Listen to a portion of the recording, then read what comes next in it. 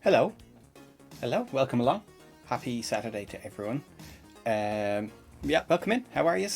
Hope you're all well. Hope you had a it's been a while. Hope you had a nice Easter and ate all the chocolate and all that kind of good stuff.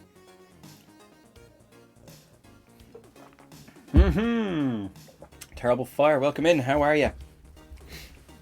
How are things going? I hope all is well. Um, yeah. Yeah. So yeah. Oh yes, I can imagine. I was watching revision there. Yeah, when it was all happening, it was yeah, I was good. It's always good to watch revision. To be fair. No, it was lovely. Some good demos. If anyone hasn't seen it, Terrible Fire had a demo in, which was cool. Which was some top drawer trolling, which is excellent.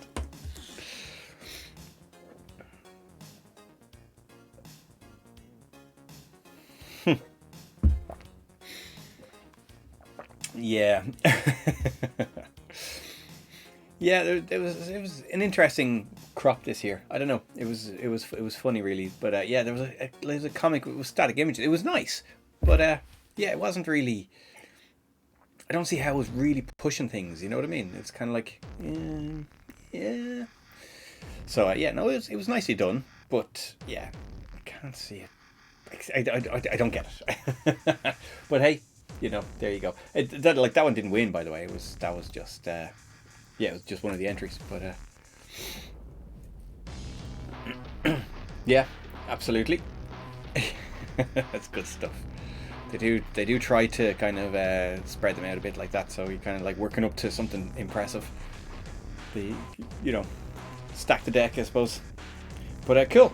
Yeah. So yeah, like I say, welcome in. I haven't done this in a couple of weeks, but yeah. So the last I was doing, I was having an awful hassle getting the transparency to work in the oh, let's see, I've got it loaded. So I was at DrawerGenie. Where am I? There we go.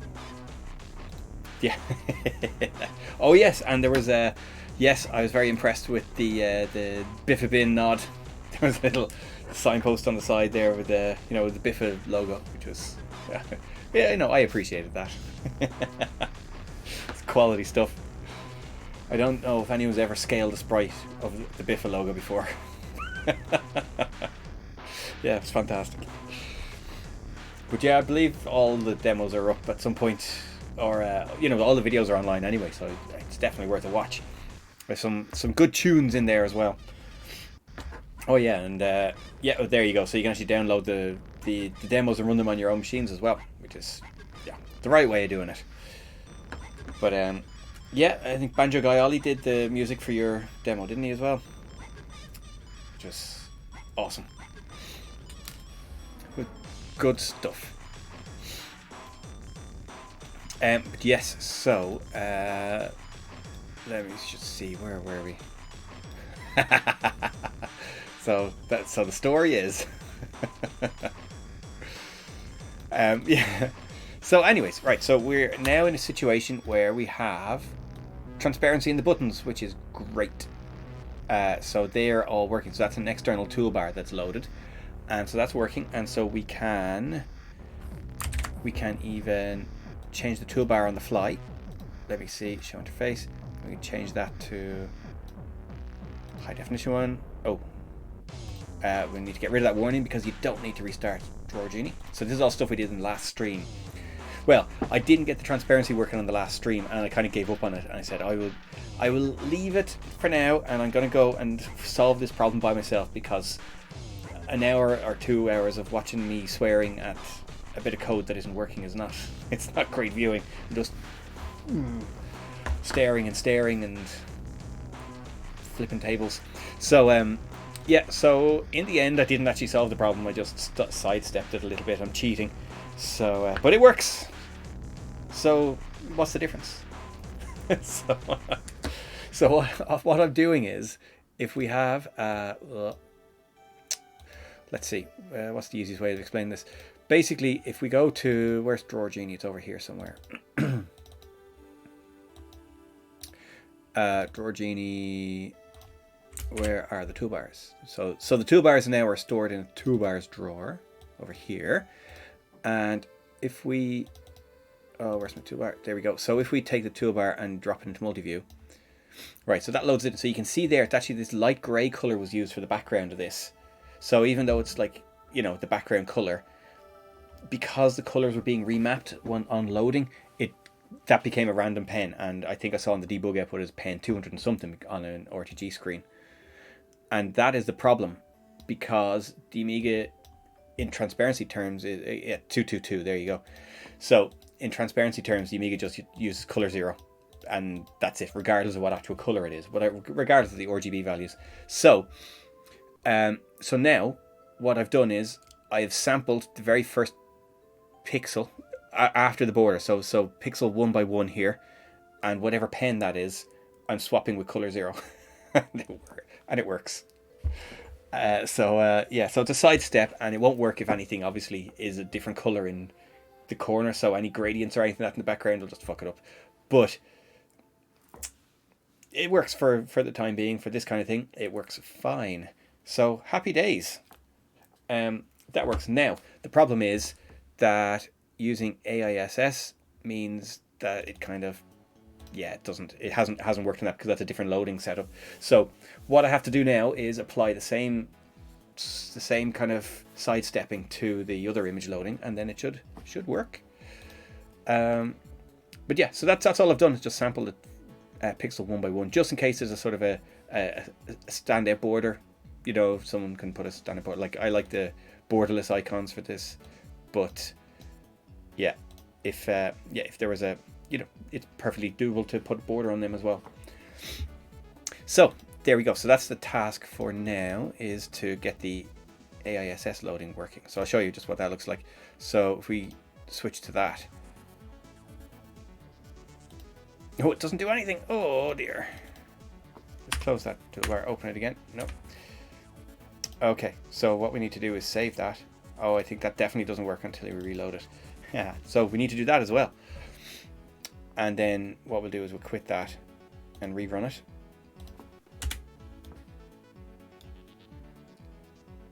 And we should get, oh no, what's happened here? Why aren't you opening now? It's running. Save. Oh, what's happened now? Something's gone wrong with the loading now, because I've been talking about it, and I said, oh, I got this kind of working. But anyways, the AISS loader wasn't working. It was loading, but the background color was hot pink, so or magenta if you prefer. So I will I'll have to sort that out, but I have to figure out. It was actually loading, so I don't know why it's not doing that anymore. And it's also not triggering the toolbar selected. It's also not triggering the loading there. So I may have just disabled that code for some reason, but we'll find out now. Oh, let's try just run it again, just for pig iron. There we go. Now it's working. Okay. Don't know what the story was there. I think I don't know. Anyways, so you can see there, our magenta color of the background of those has been mapped and is not ideal. Not at all good, but the images kind of look good. Some of them are missing images, if I remember right. These ones don't have alternative images, so we need to sort some of that out. But so what we need to do is come up with a way of remapping the way I did before, and that's what I'm going to do now. Okay, so let's go back into Blitz. So this is in DrawerGenie functions. It's just X down. Where is it? Where's the process toolbar? There we go.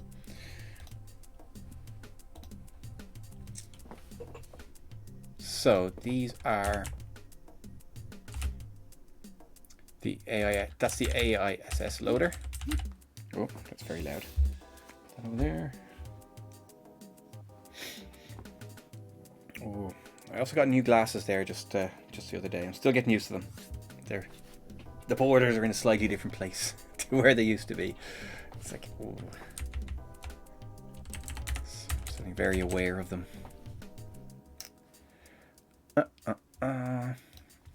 Okay, so where were we going? Oh, yeah, so we need to disable the warning first because we now have it working so that it doesn't need to be reloaded. Where is that? Where is that? Process toolbars. Before process toolbar, is it in the main code? Let's see.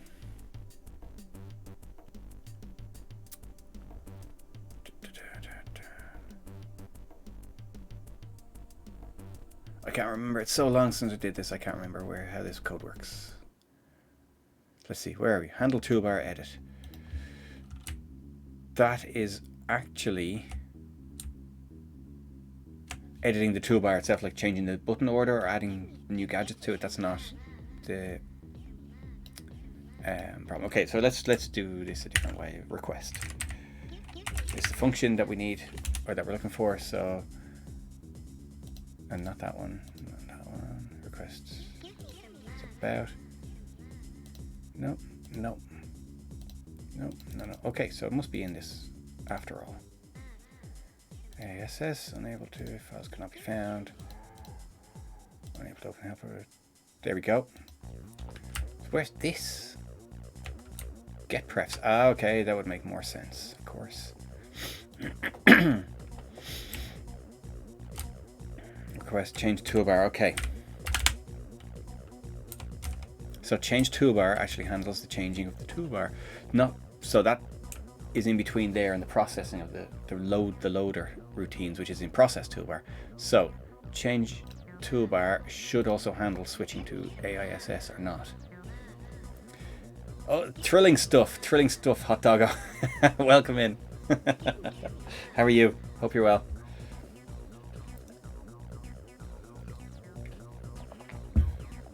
This is what I live for.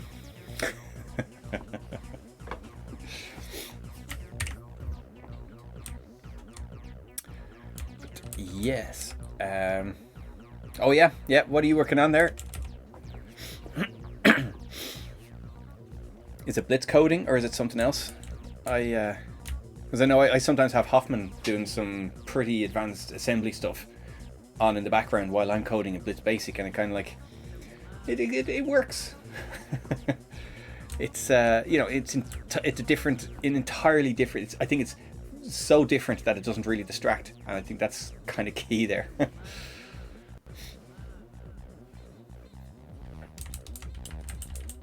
I think if I was watching a Blitz Basic stream, it would be a bit different and be kind of it'd be probably a bit too close, and brain would not be able to separate them. But okay, let's see. So, oh right, okay, different platform and everything. So yeah, so you're safe enough.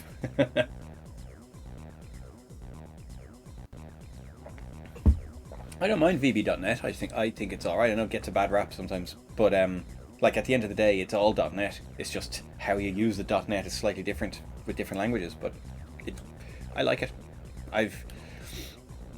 In my last job, I used it quite a bit, actually. I used it for some serious medical software. It's written in Visual Basic. It works. It still works to this day, apparently. So, fine.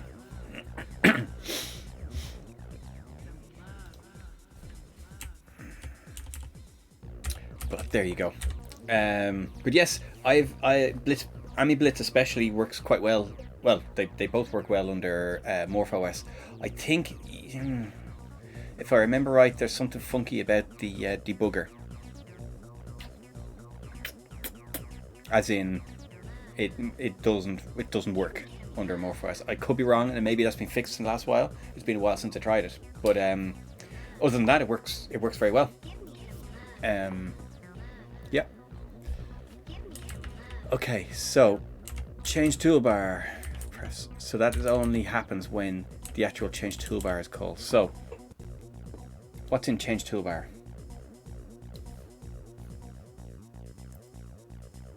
Oh, a blitz mode is, yeah, blitz mode obviously won't work. That's a different story entirely because you're shutting down the OS and running on the hardware directly. And of course, there's no Amiga under there, so it kind of just like falls out the bottom and that's it. You've suspended your operating system and that's suspended your code and then you're dead. So that's, yeah, that's not going to work. But yeah, no, I think there's something to do with like the debugger is heavy on CPU traps and things like that. That's like fundamental to how it works. I think it just doesn't play ball. Under OS 4 it works as well, but only on some CPUs as well. Hey, Amiga Bill's illegitimate son, welcome in. How are you? Good to see you.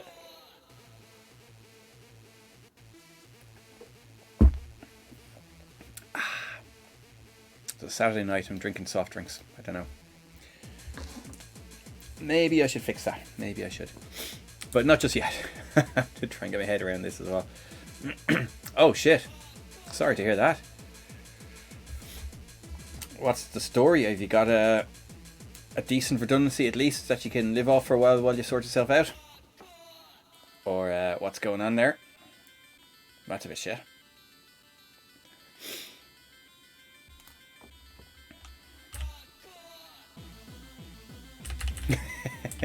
Yeah, he's safe in the basement. Yeah, yeah, I might have to go down and get a beer. I don't have any in the fridge. See, I had a few friends over last weekend because my wife and son were away, so I had a free house and had a few friends over, had quite a few beers, and yeah, and it's yeah. So I was kind of like, okay, you know, lay off the beer for a little while. But now I'm getting thirsty again. Yeah, it's not great at the moment. You'll have to forgive me. I don't know what line of work you're in. Is it IT of some sort? Oh, I've no idea. But in general, yeah, the job market's a bit shit. Like, I know we have a recruitment freeze in my place, and it's very, you know, it's very. Oh yeah. Yeah. Like, it's very rare for us to have a recruitment freeze, but we do at the moment, which is a pain because you know, people leaving and it's like, oh, we can't replace them because the powers that be have told us not to. So which is it's a pain. Well, there you go. Yeah, sure, why not? Give it a go. It seems to be all the rage these days. Set up an OnlyFans. Do it though. Just, yeah. What could possibly go wrong? Anyways, okay, so change toolbar is doing what? Oh god. Slow, yeah, slow moving, I can imagine, yeah. Yep. Oh dear. Okay, so this is basically a routine to close all the toolbars and open them again. Closes them, processes the toolbar, and then opens them again. But that is only really for... Oh no, process toolbar also loads in AISS, so I should be able to do both. So get prefs was where I was.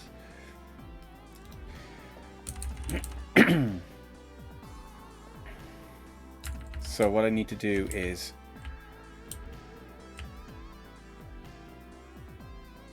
prefs use AISS. So we need to figure out here because we need to see if it's changed.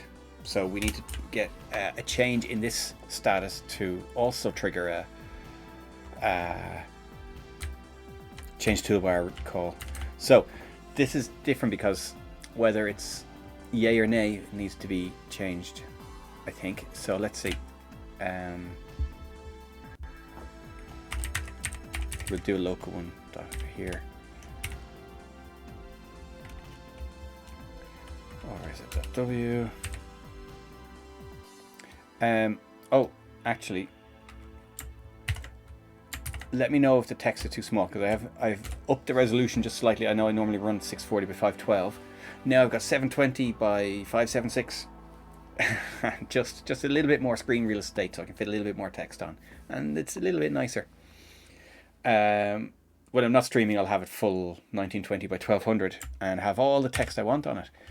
But for streaming, it's just too small. So I'm going with this. But if it's too small, I can change it back. Okay, so use ASS.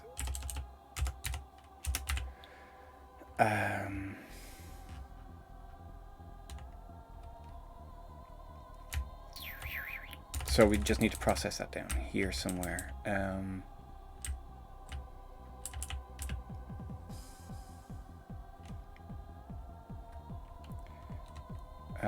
Yeah, I think we should leave it to the bottom. So we've gathered all our preferences and then we call it.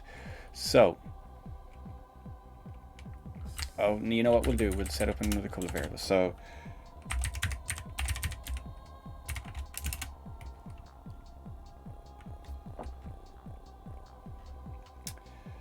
yeah, that's probably, well, we'll see how it goes with this one, and it's not a huge change, so I'm hoping it won't be too big a difference. But I did try 800 by 600, but of course the proportions were different, so my frame was all over the place because it was originally made for the native resolution for games, and I can't be arsed doing another one. so it is something I want to do, actually, to try and get a sort of an almost native resolution, so it's not, you don't have multiple levels of scaling on it, which is kind of makes it a bit blurry. But yeah, it's something for another day. We'll see how it works out anyway. So use, well, what we'll do is we'll define.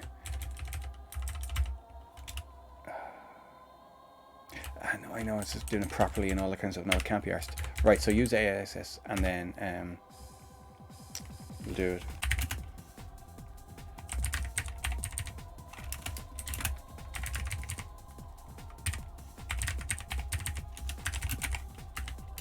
So we'll just create a flag here, and so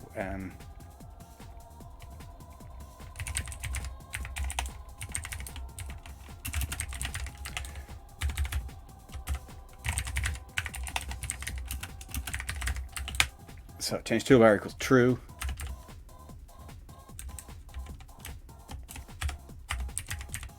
And then we just store the value in the preferences after that. So we know that it's changed. We don't care whether it's changed to or from using it, whether it's been enabled or disabled.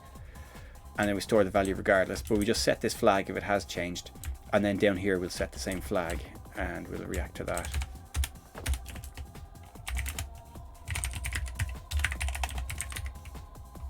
I don't like the name of that.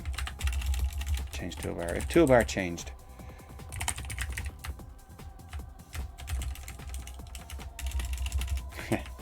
small things.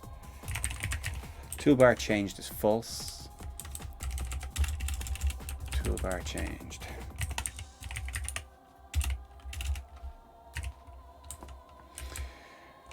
Toolbar, change toolbar.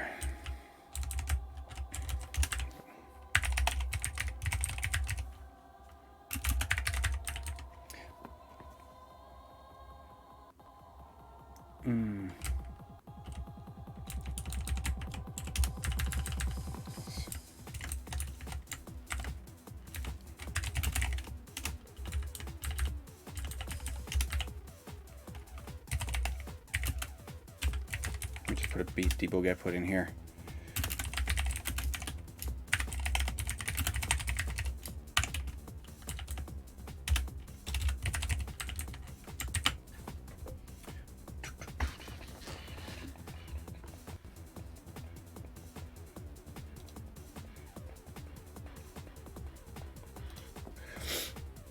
Change toolbar, change toolbar.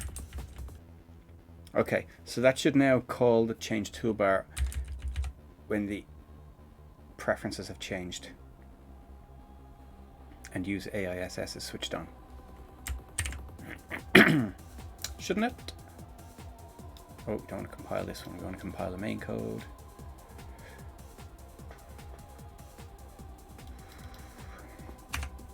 Okay, so we've got our AISS is working. So now DrawerGenie, show interface, switch that off. Yes, now it works. Let's see if it works the other way. Yep, all working. Excellent. So the only thing that's missing now is the transparency in AISS because it's working with the normal stuff. If you joined late. There we go. So that is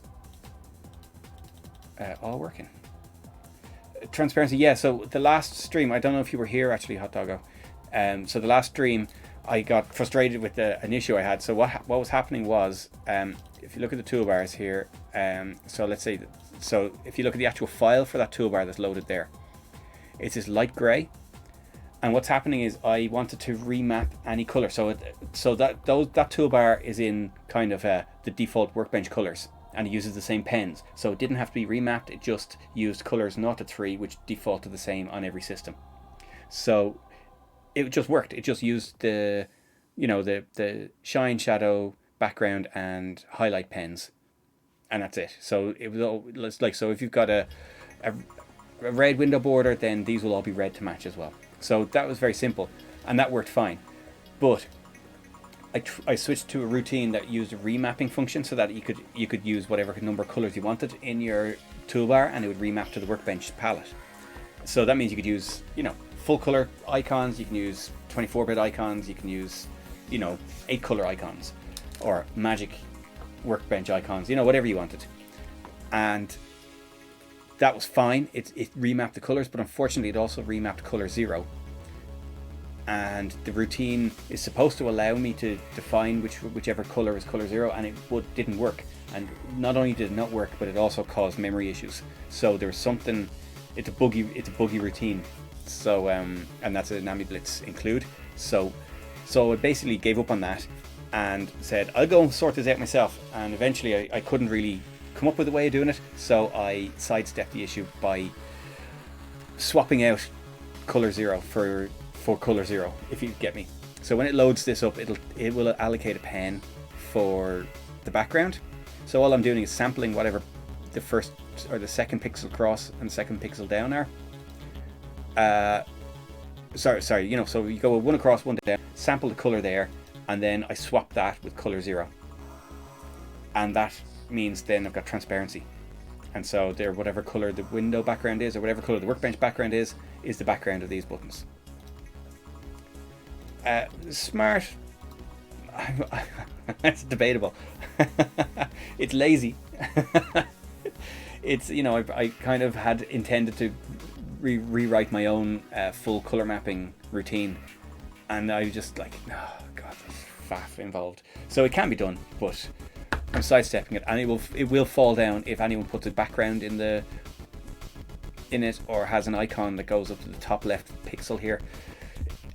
Yeah, so but for now it works, and now I just need to get that same routine working with AISS. So if we look at that, it's loading, and so you can see that it has correctly mapped this grey out, and it now has the proper grey, which is the same grey as the background here. And if I go to show interface and we switch to that, you can see it's got this purple background. It's got the and some of them haven't loaded, and they still have the old icon. Okay, that's probably trashing memory outside the window as well, because the window's smaller now. Okay, so yeah, so these have the routine isn't applied to these, so that's kind of explains what was happening. And so yeah, so I've come up with my sidestep method, and now I just apply it to the AISS loader. No, it's the wrong one. Remove, and let's go back and look at that. So things, what was I doing there? Yes, so that seems to be working. Bugs are good if they're found at this stage. Better than finding them when I've released this program and everyone writes back to me and says, oh, you fucked up my hard drive. You know, it's better to find them now than later. So, you know, I appreciate it. It's almost like remote beta testing. Yeah, so we've done that. And now I can switch between toolbars and switch between toolbar types. And that all triggers the same change toolbar thing here. We got rid of the warning saying we need to restart DrawerGenie. We don't need that anymore. What else was there? Oh yeah, so the AISS loader is in process toolbar down here. So here are the loaders, and see I'm using the image include from Amiga Blitz 3, and that is what's doing the remapping. Works fine when you're not calling for transparency. When you call for transparency, it gets memory corruption, you get gurus eventually, and it's badness. So we're not doing that. Okay. So each of these is loading. Oh yeah, so it's not actually loading alternative icons. So that's what's happened. It's just keeping the previous ones. Image load shape back plus selected offset. So it's only loading an alternative icon for the first and second shapes. Now, each shape has to be. Oh, okay. So the routine that I do is very, very simple. You can see it down here. What I do is we've loaded our toolbar. Now you see for the toolbar it's easy because it's all the one. AISS is all separate icons, which is slightly more awkward. But what I'm doing is, let's get rid of this stuff. This was all my own internal thoughts put down in an editor. So we load the shape, then we use shapes bitmap, and what that does is that creates a dummy bitmap that points to the graphics data of the shape object. So it means you can then use the standard Blitz commands to manipulate that shape as a bitmap. So you can use the Blitz bitmap commands, even things like plot and line and things like that. You can use that on the shape itself directly, instead of having to do it on a bitmap and then copy it over into the shape. So that's cool. And then we just we make that bitmap the currently used bitmap, and then point is the function that gives us the pen number for that pixel. And then we use remap, which basically just swaps the color. And so we're just swapping that color with 0. And that's all. Very, very simple. And then we cut out our shape. So all I'm going to do is copy that same code, and we have to run it for each of the icons. This is the problem. It might be a little bit slow when it's loading, but we have to do it for each of the icons. And let's give it a go.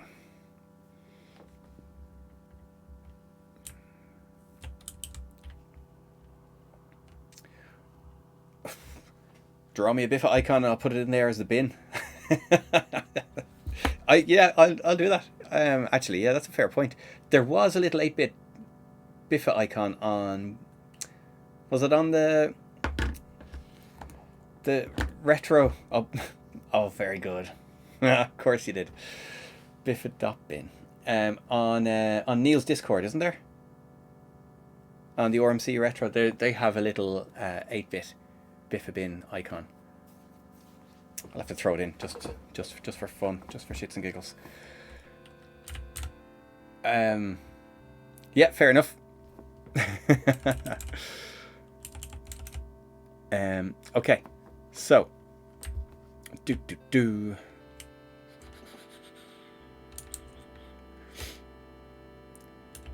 so what are we doing? So if everything has worked fine, all our images are loaded. We've then changed our gadget width and height to match. Oh yeah, so it was literally just a red and white, wasn't it? And a mask, I presume. And we're going to put that code there. But this has to be run for each of the icons. So what we'll do is we'll run it for one anyway, and then see if that works. Aha.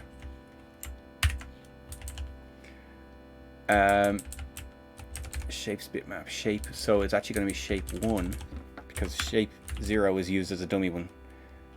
And shapes bitmap 1, 1. Use bitmap 1.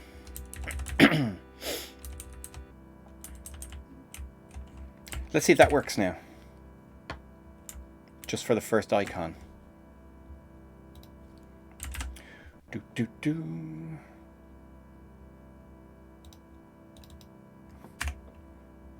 does, look at that.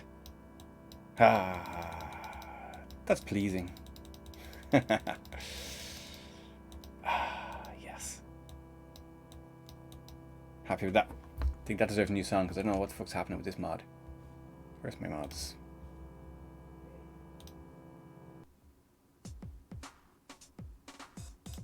Just a little bit better.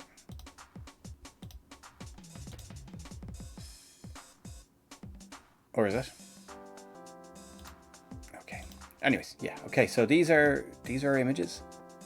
It has been mapped. Now, here's the thing. Actually, you can't do true color because I'm still using the standard blit routines, which only go to 256 color. They're only 8-bit, so everything is put into planar graphics.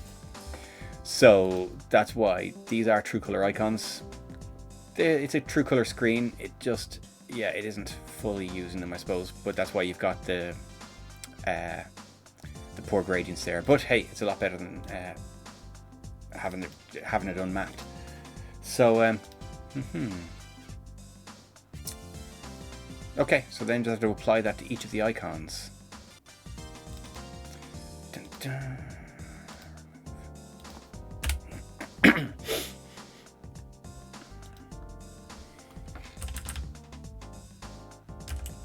And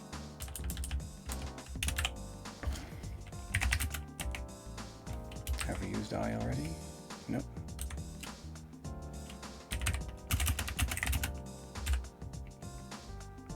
Max gadgets, isn't it? Max gadgets. Max gadgets. Yes. Max gadgets. No. All gadgets. All gadgets is all the actual gadgets. Max gadgets is the number you can fit in a toolbar. Am I getting that right? All gadgets. All gadgets. Let's have a look at our loading. Should have just so when we cut up for j.w equals 0 to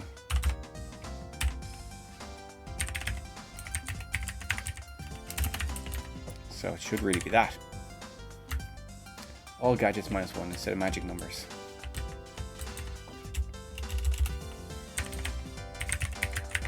All gadgets.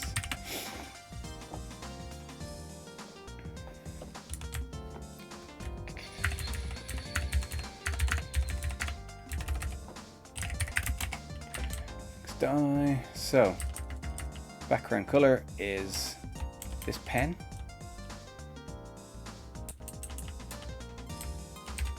Shape number is I, 1, pixel 1, and we remap it, and it's as simple as that. And we just reuse the same bitmap because they should all be the same size. Although it's not even a real bitmap, so it doesn't matter. It'll just be whatever size it is. Fine. Dun, dun, dun. Oh, everything except for that one because it uses pixel 1 by 1. There we go. Already, my shortcut has fallen on its arse. I suppose we could use.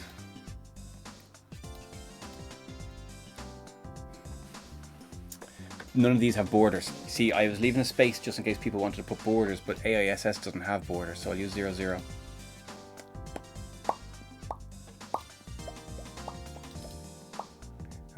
Do these have those? 1, 0, 0. Can't see if they're working or not. We'll try it with 0, 0.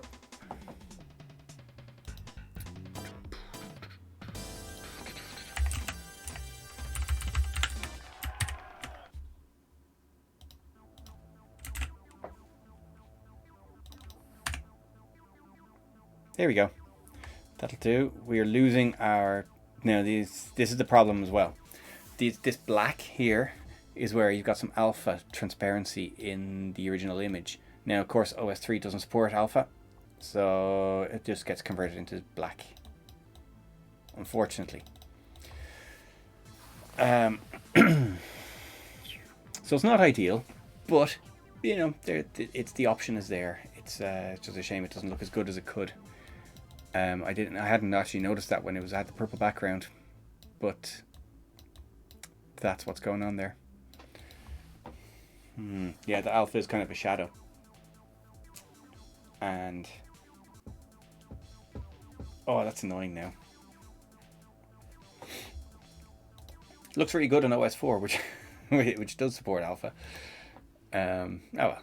Right. Anyway, so look, we can. It's close enough. What I'll do is I'll get the rest of the icons working and loading their thing, and then see what else there is to be fixed. Okay, so all the first icons, so now I just need to do a whole heap of this shit.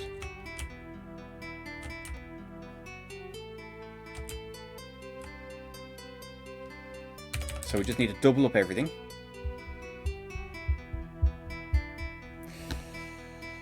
Let's see.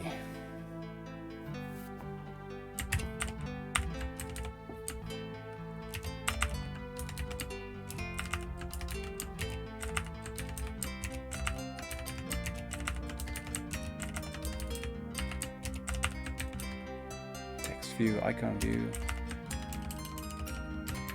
sort alpha.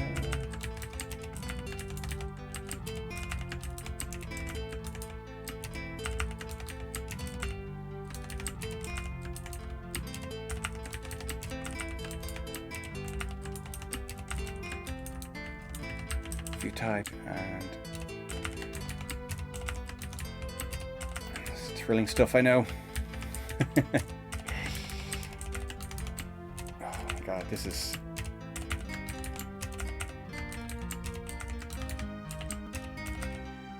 Ooh. Am I after deleting the wrong one there?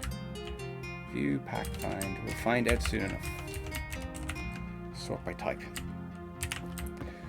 Yeah, it's not pretty code at all.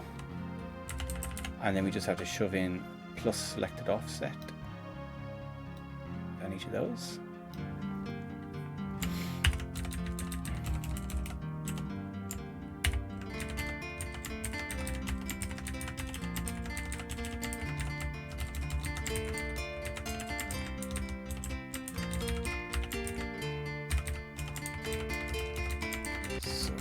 Test. Oh, source and destination. What am I going to do about them? I don't even have an image to give them, I don't think.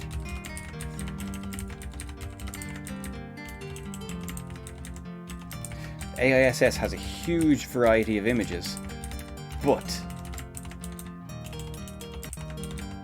I don't think it has suitable ones for that kind of situation where you're kind of defining one window as a source and the other as a destination, you know, like Directory Opus style. I'll have to have a look and see, but I might have to just, you know, make some, basically some stand-in images. Okay, so that what I've done is they'll be the same images, but they'll all be loaded. Actually, well, we'll test it and make sure that they're all there. So for most of them, it shouldn't actually make any difference because it's the same image is loaded for both. Except that the background. Oh, that's why that's right. That they're your source and destination. Want to see like some of them get switched on and off. Yeah. So except the background one isn't. What's it called? Oh, yeah. I shouldn't be clicking away here because they do actually have functions. But yeah, the background color is the only defining thing. It's the only difference there. So. But we can see that it's working. I'll just take away that background color now and see what other images I can fit in.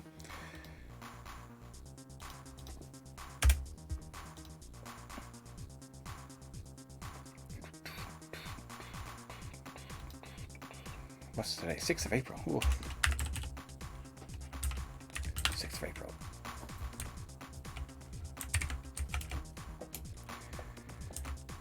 So what were we doing? Yeah. Or like this code makes me feel sad. Okay, so parent H. So let's have a look at cut and see what we can alt image that with.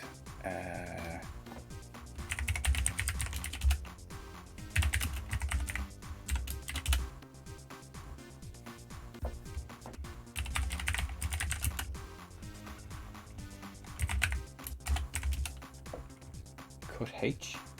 Okay, so cut H is highlight.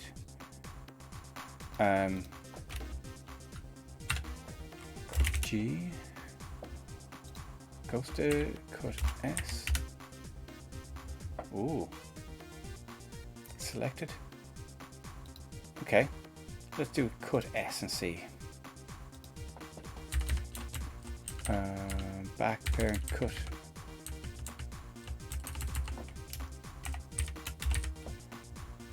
Well, we can do that for all of them, can't we? Copy. I think they all have them then.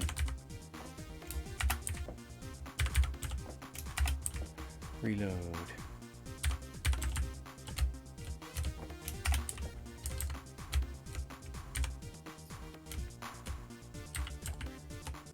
Info. So basically, I'm assuming S is for selected.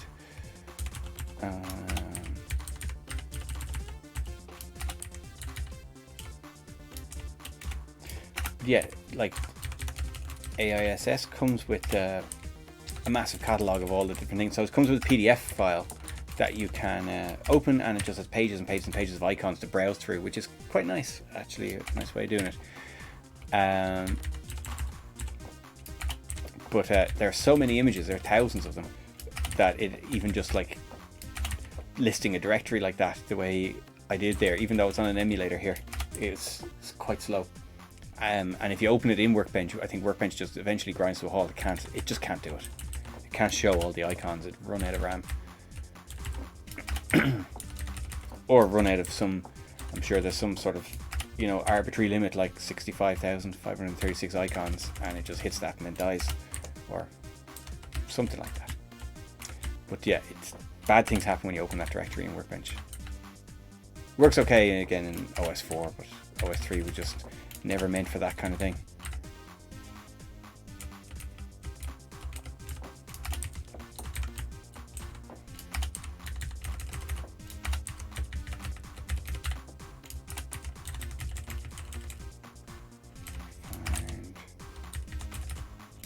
I have a feeling I missed one there. Did I?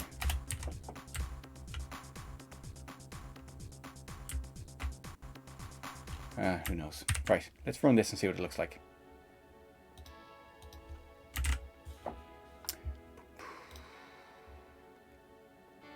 Background pen 13. Many background pen 13s. Okay, so. Okay, other than the background. Yeah. Okay, that has an animated thing. Yeah. They all have it.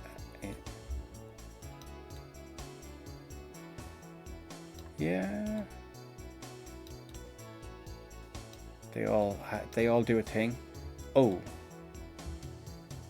We haven't calculated a offset for this drop-down menu.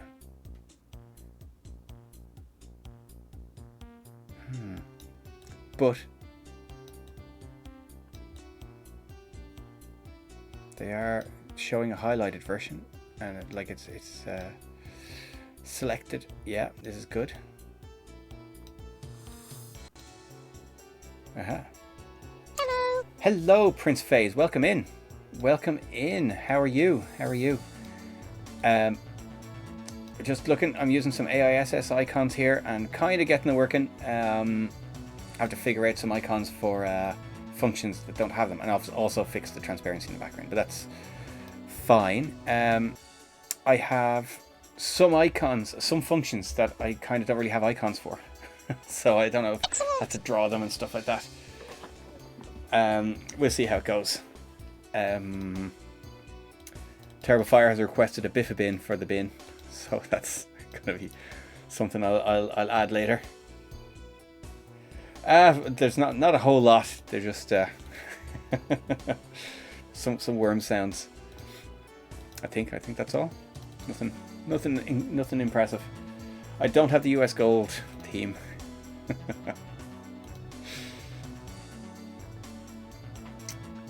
Yep, absolutely.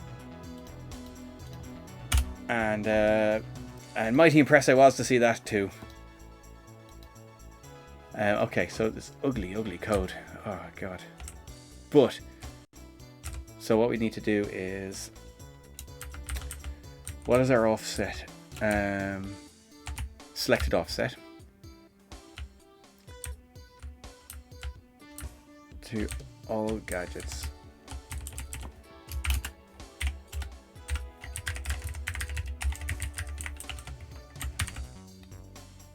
Oh no, that's not going to work. That's not going to work because I think there's a gap in between that I left for adding more gadgets, so we won't do that.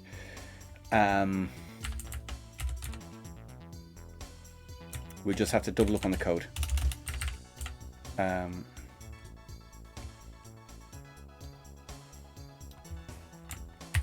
don't know how much of this I can reuse now. So all the gadgets have their own IDs. And selected offset. This is actually emulated. You'll be disappointed to hear. It is running in WinUAE, just for coding purposes, because sometimes it's easier. And yeah, so it is running as fast as it will do, and it's also an RTG screen. So it's doing the whole graphics card thing. You know, I do have an 060 RTG machine as well, and it is pretty snappy, especially on a low screen resolution like this.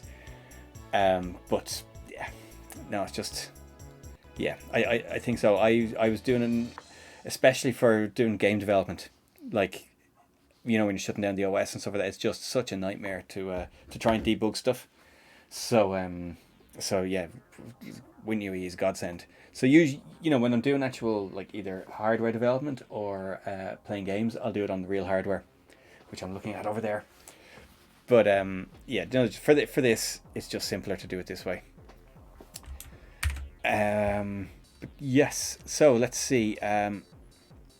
So that should do the non-selected version of the gadget and then the selected version of the gadget. Let's see if it works. Lots of background pens, yeah, probably. So they're all the same background pen. Yeah, there we go. That's looking good. Looking good. I was saying there earlier as well, Prince Phase, that these have these black kind of lines underneath. I didn't notice them originally, but this is an alpha channel thing. And when you view these bitmaps on OS4, it has a little nice shadow underneath them. It doesn't work on OS3, unfortunately. It just doesn't know what to do with alpha, so it just turns it black, unfortunately.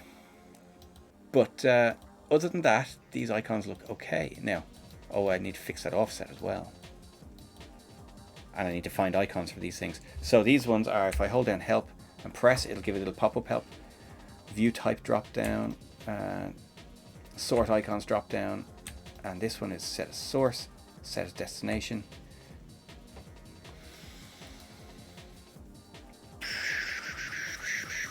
I need to find icons for them.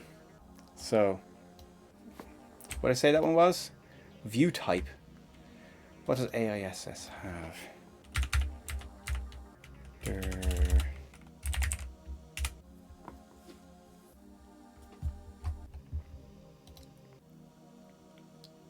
View as.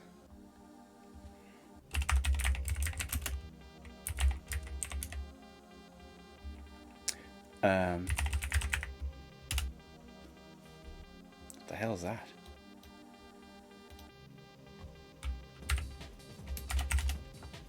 I don't know what that is. Okay.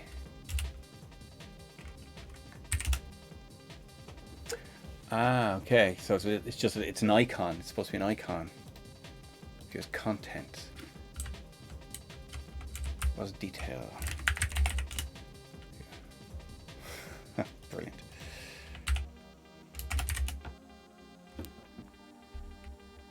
Nothing. I'm sure there's a lovely alpha for that.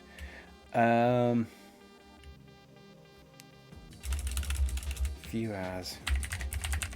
See. View as preview. Yeah. Let's see.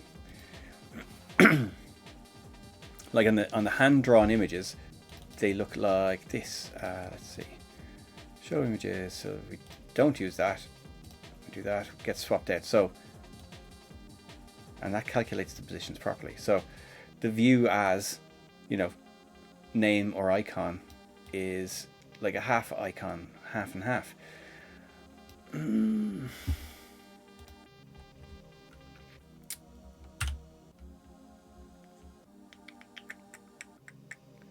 So I do have view as list and view as icons.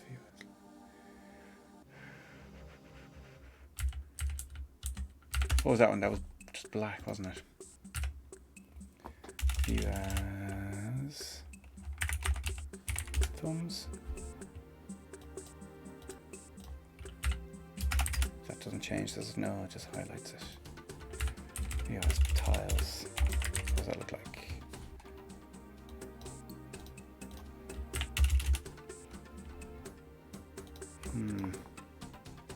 It's not great. Not great. What does the view as list look like? Do I have to make up my own ones for these now? Yeah. And what does that look like selected? That's basically the same thing, isn't it?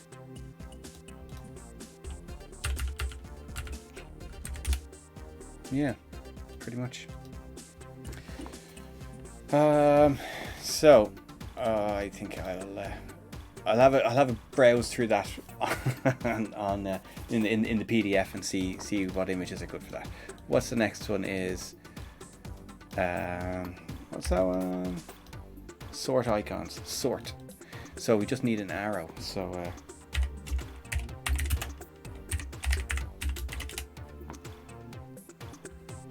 sorting and grouping.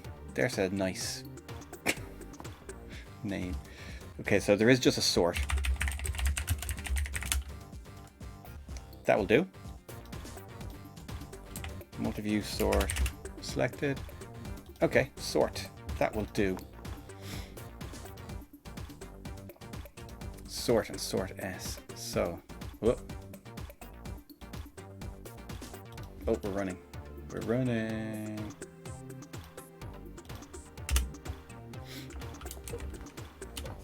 Where were we? We were here. So, sort by.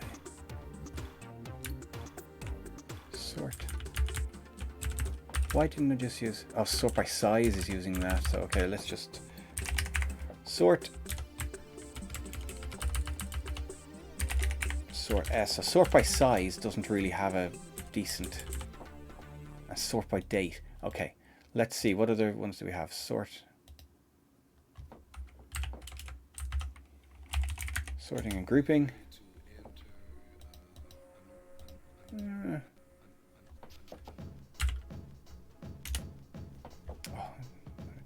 Sorting and grouping. Maybe that's better for the sort.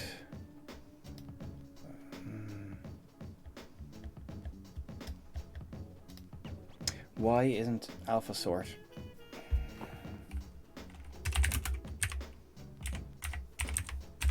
Why isn't there a thing for that? Okay, what I'm going to do is I'm going to change the sort to sorting and grouping, and the others will have to be changed later. Sort. Where did I put it? Sort.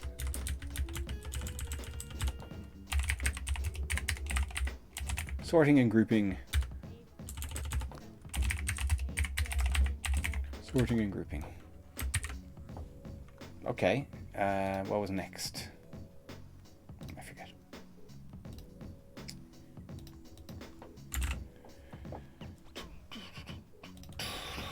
Let's see. Sorting and grouping, show.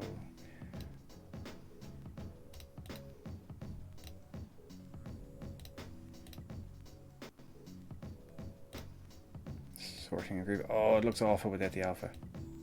And it hasn't updated the X position. So that is... So we've got one sort by alphabet. And the other sort by date, size, and type. I have to come up with something for them. What was this one? File visibility. Okay. So this is only icons are all files. And that's rename. That's fine. Rename. What's... Surely there's a rename icon.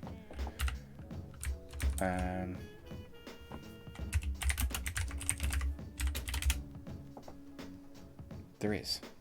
Why did I not use that one? Maybe I did. Okay, so all the sorts are funny. And what was this one? On set as source as well. So file visibility. So view as. Didn't I? View as.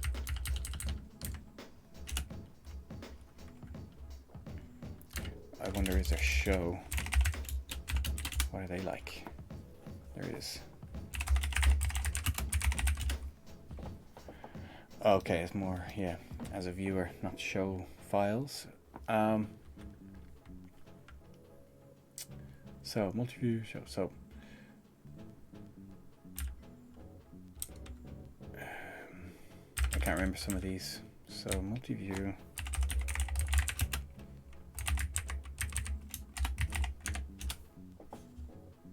Oh yeah. Nothing exciting. Well, what do I need? View as name. View as list. View as icons.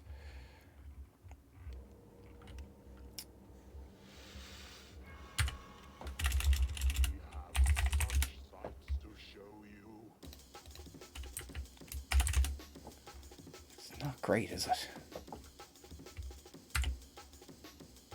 View as.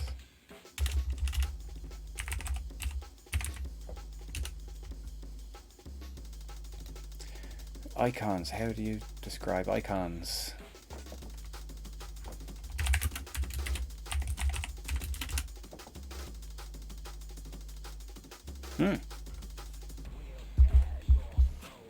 Ah, okay. So list icon. So well, let's see.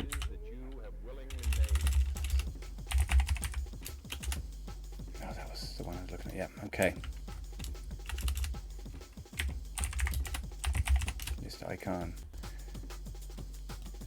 Oh, they're they're smaller, aren't they?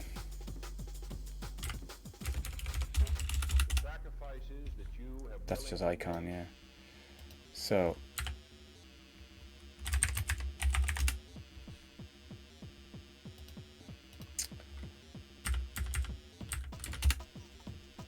yeah, that's just too small.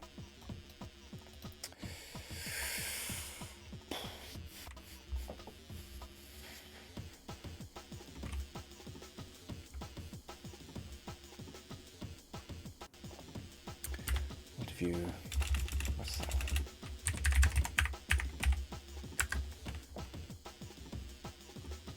Be quicker typing it. This is such a big directory, it takes ages for it to... Oh. Now it turns out I press caps instead of tab.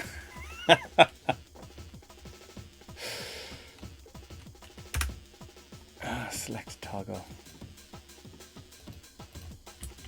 Do I have it on this? Yeah, I do.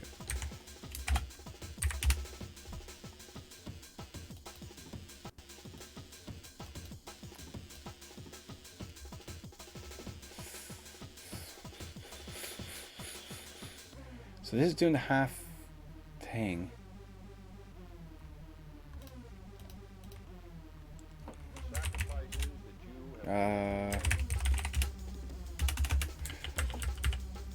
Not if you select.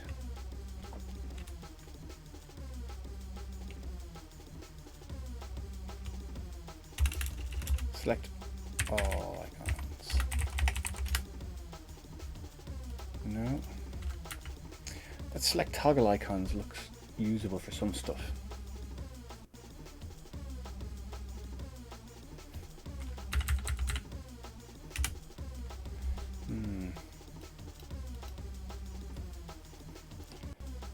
Multi-view select toggle. We'll go with that for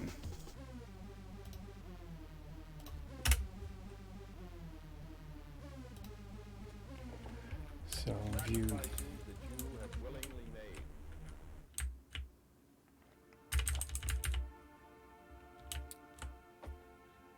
Is it view type that I want to change?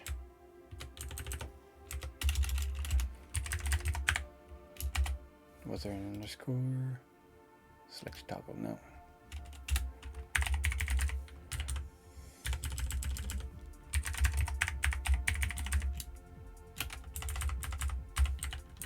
Select toggle. Let's see what that looks like. Oh, no, wrong one. That one. And compile.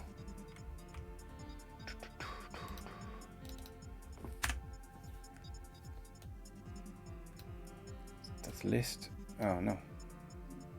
What have I changed? Oh yeah, that one. That one. Oh, it's ugly without the alpha.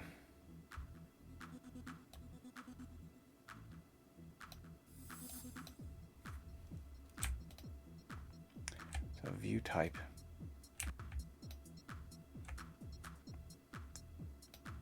By icon, by name, by icon. Okay, that does kind of work. Sort of. That almost looks like a screen rather than an icon.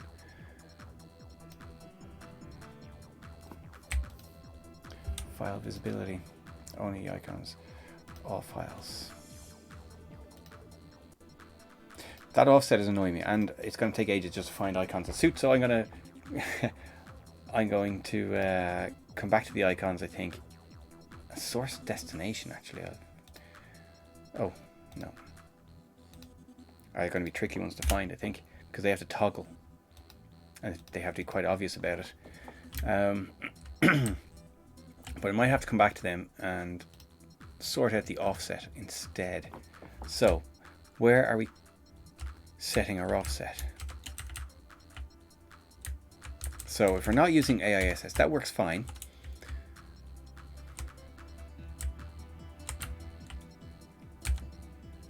Calculate X position. That would be it. I'm sure. But it's only doing, okay, yeah, so we just need to copy that to up here.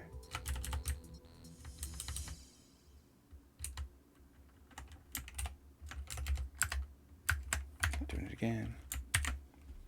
Now that should work, shouldn't it?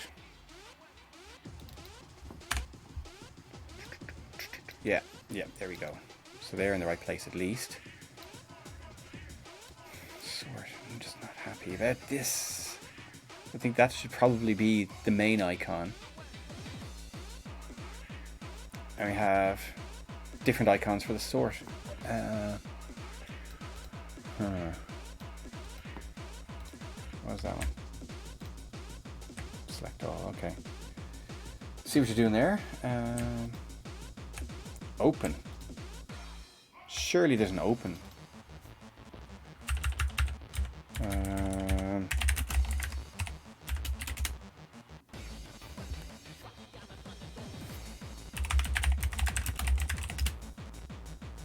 Open drawer. No. Open all drawers. No.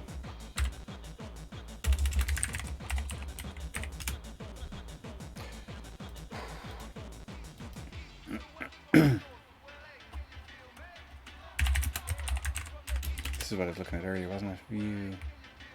No. Show. Although it does look like a search, doesn't it?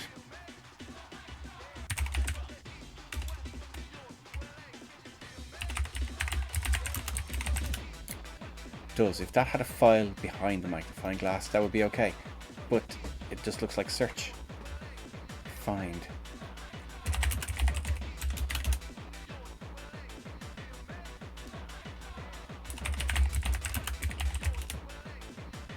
find uses a torch. Okay. Well, we change it to... we change that one anyway. Like, here's... what's this one? View file. Open file.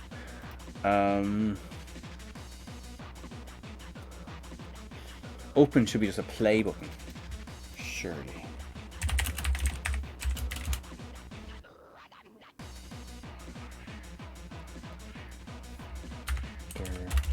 Run.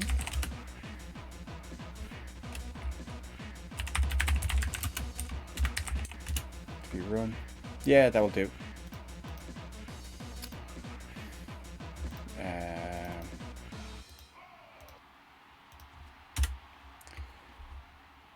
Dun, dun, dun.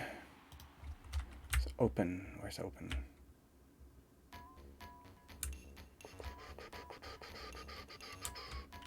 Where is open? Open. What do we say? Play? Was it play? Run.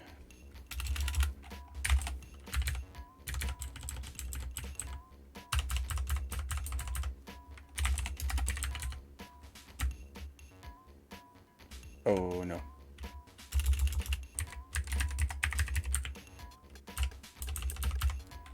Just with this one.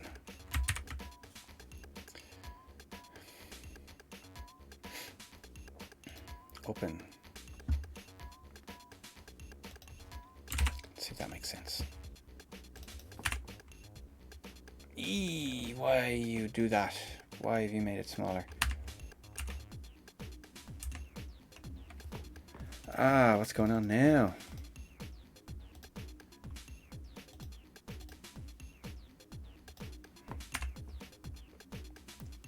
So they're loading the correct size.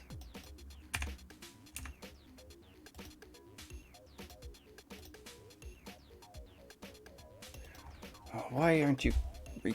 that was working. That was working. That was just working. What's changed? Ah, what? Oh, at least our icon is play. We also got that slight glitch there. There's not an awful lot I can do about that, where it redraws the window, resizes the window. Well, not a lot I can do just now.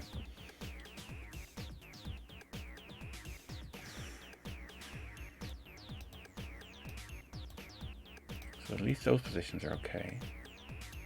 So, only icons, all files.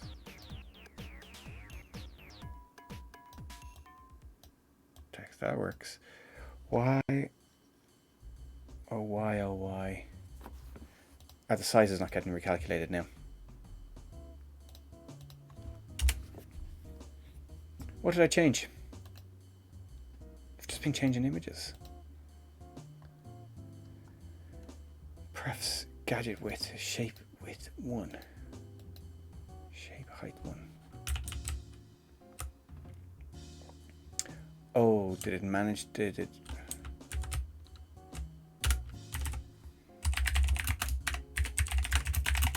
So it's maybe it's failing to load, so it's falling back to other settings. So it's not calculating its position or not doing the transparency. Yeah. So which one is failing? So it must be the run one, isn't it? It was open that I changed.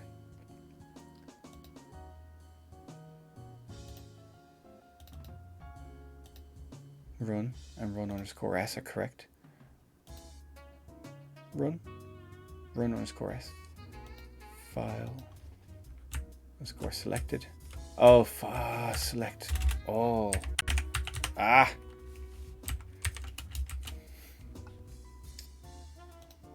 That would be it, wouldn't it? Yeah. And now we've got a run button. That's select all files. They're all selected. That's open a shell window. Open an archive, view an archive, add to archive, find, and help.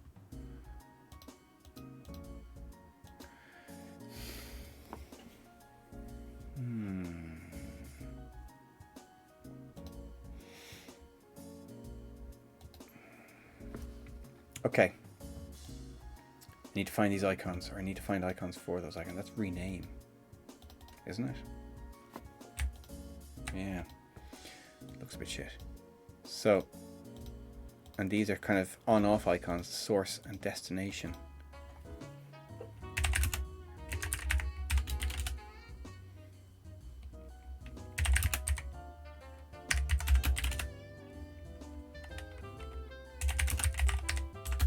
Sour. What's that?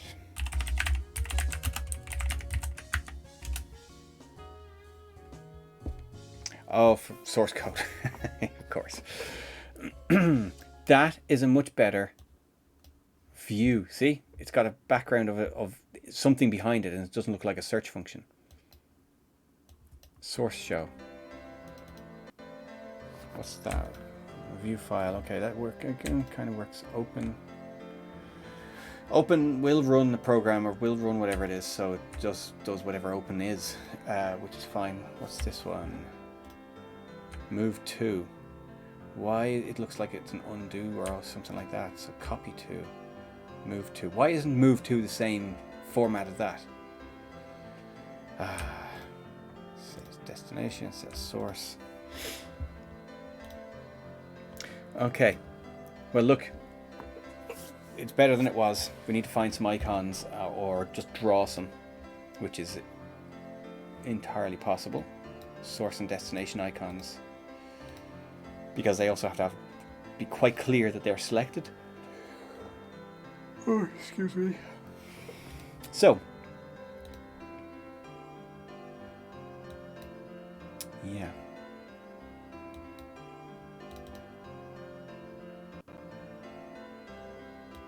So that's up there now.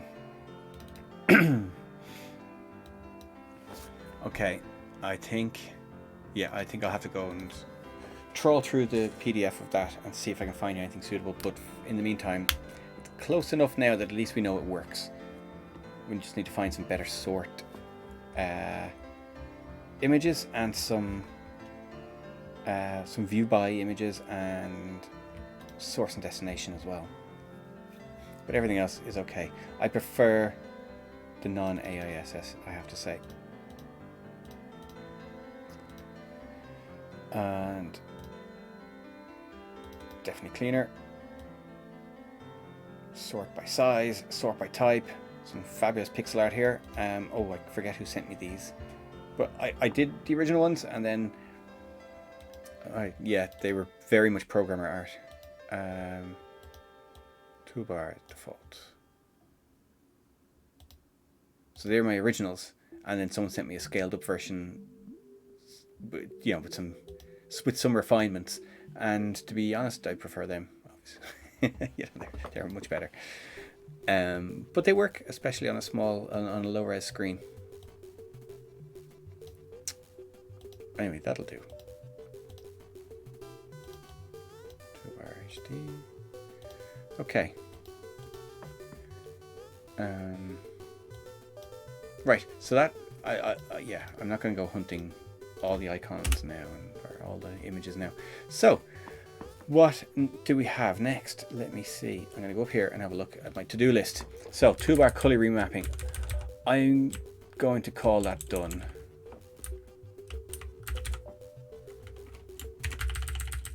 Go here. Add automatic. Okay, that's support for AISS.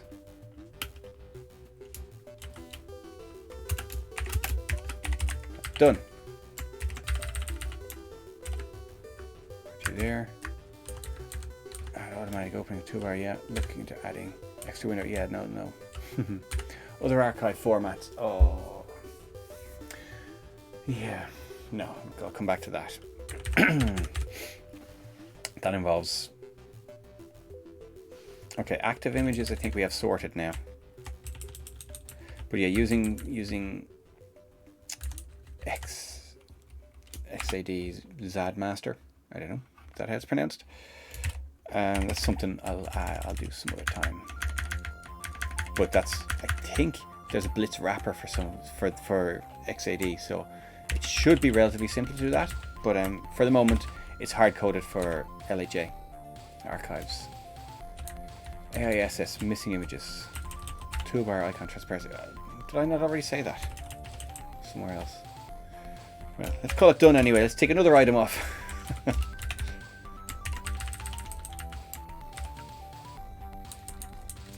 Option to set spacer option and option to set polling period. Okay, these are kind of relatively easy things, I think.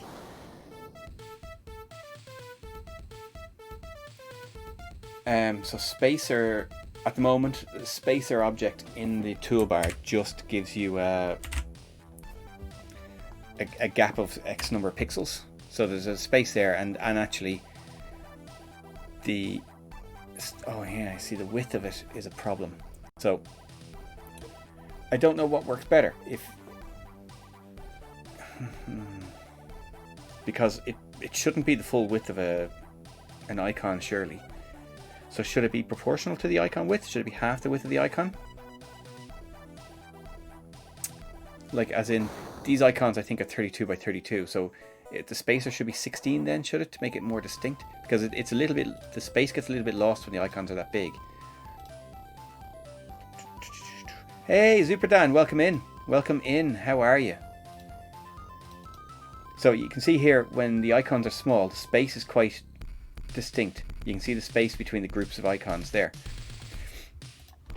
But should I think the space is, so they're 16 pixel icons and the space is 8. But when you double the size of the icons,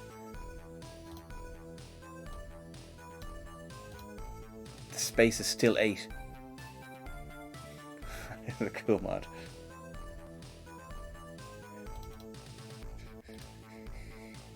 Okay, so the spacer is there. It is wait a minute, code. Oh, it's just clicking. Just because I'm clicking on the window, it's not given different codes. Okay, that's why. Well, anyway, how are you, Zuperdan? Hope you're well. Zuperdan was running the Blitz Basic Game Jam and then the Amiga Tool Jam, and this was my entry into the Amiga Tool Jam. So it's finally getting polished now. But yeah, I think it makes more sense to make the spacer half the width of the icons, wouldn't you say?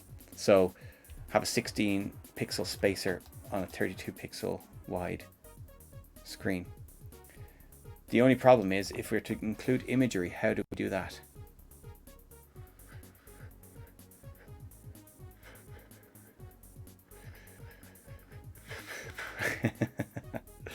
I've won the most useless tool as well. Yeah, that's yeah.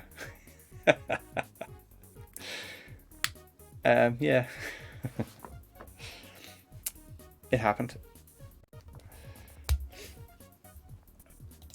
But yeah, there you go. My most useless tool. That reminds me, I need to work on that as well. I mean, it had a bug that showed up when Amiga Bill was testing it, was demoing it, where they didn't take into account double pixel height screens, and so that it didn't even get itself wrong properly. Yeah, I'll have to sort that out. There you go. But anyway, yeah. So I think having the gap, having the spacer 16 pixels, even on an 8, like, yeah, half the width of the thing. So yeah, so that is what I'll do now. So what I'll do is we'll quit this and we'll do I have a spacer width? How is the spacer width handled? Exposition. Calculate X position, wasn't that it? Calculate X pause, yes. So, oh no, so it's just 10 pixels. It's using 10 pixels for the spacer for 16 pixels. So what we should do is, do we store it in prefs?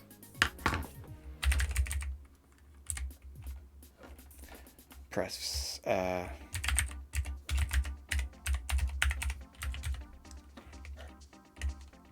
spacer. Let's keep it in line with the gadget width, which is just a gadget W. So spacer width is a new variable or a new field in prefs. Where's prefs? Oh, there's gadget width, gadget height. So spacer width is a word. Okay.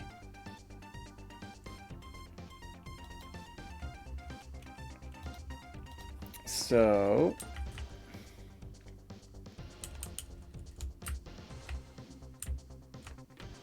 this is calculating the X position. That is really just for calculating where the drop-down menus should be. So actually process toolbar I think is where we need to be to sort that out, and is where we calculate the sizes of the images. So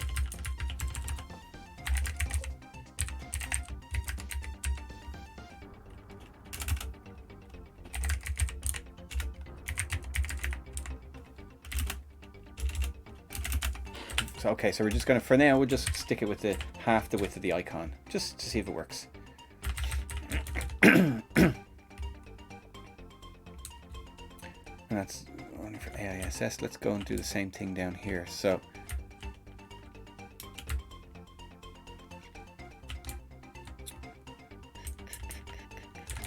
there's our line. We just copy the same line down here. Oh, and there was a magic number there I wanted to fix as well. So that's our gadget width, but bitmap height divided by 34. So that's the number of icons is equal to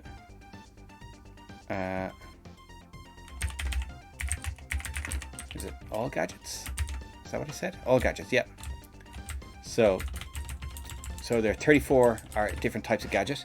So we divide. So our toolbar is 34 squares wide, or 34 gadgets wide. So we divide it by all gadgets. So if we extend it to more gadgets, we don't have to go hunting for that and why the last gadget is the wrong size or something like that. To 0 pixels wide or something. Okay. Now, so that's done. Let's see. Let's see what that looks like. Let's see if it worked.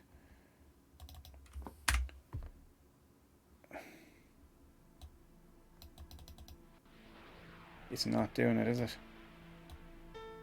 Yeah, look, it's calculated the correct position for the drop downs, but it hasn't added on to the gap actually in the gadgets. The rendering. Where's the window drawing?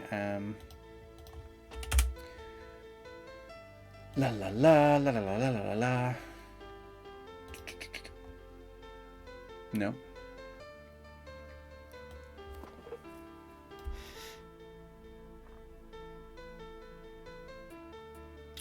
Where do we add? Oh, it's add helper, not get new helper ID. Add helper. Do.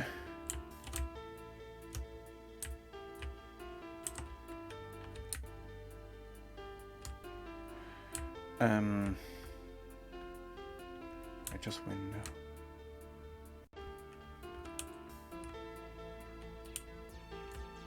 Let me think.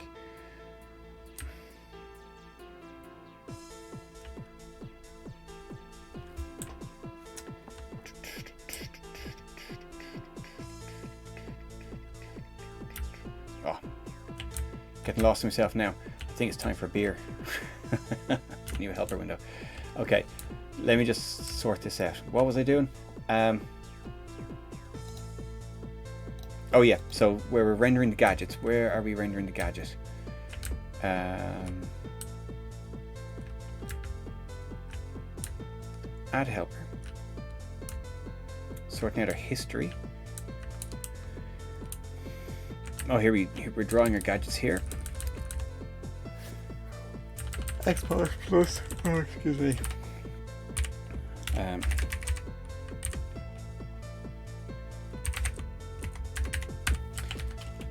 That should be it.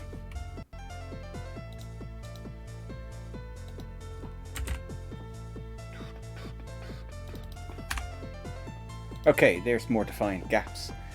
So now it's a case of if we want to use graphics for it, what should we do?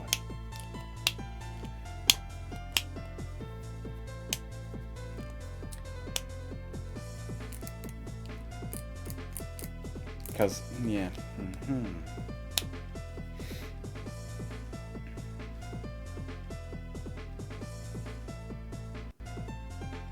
Do we include it as a separate file? Do we include it as a...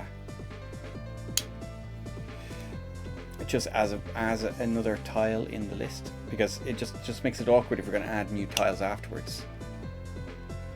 Unless we say it's always the last one. I think that might work.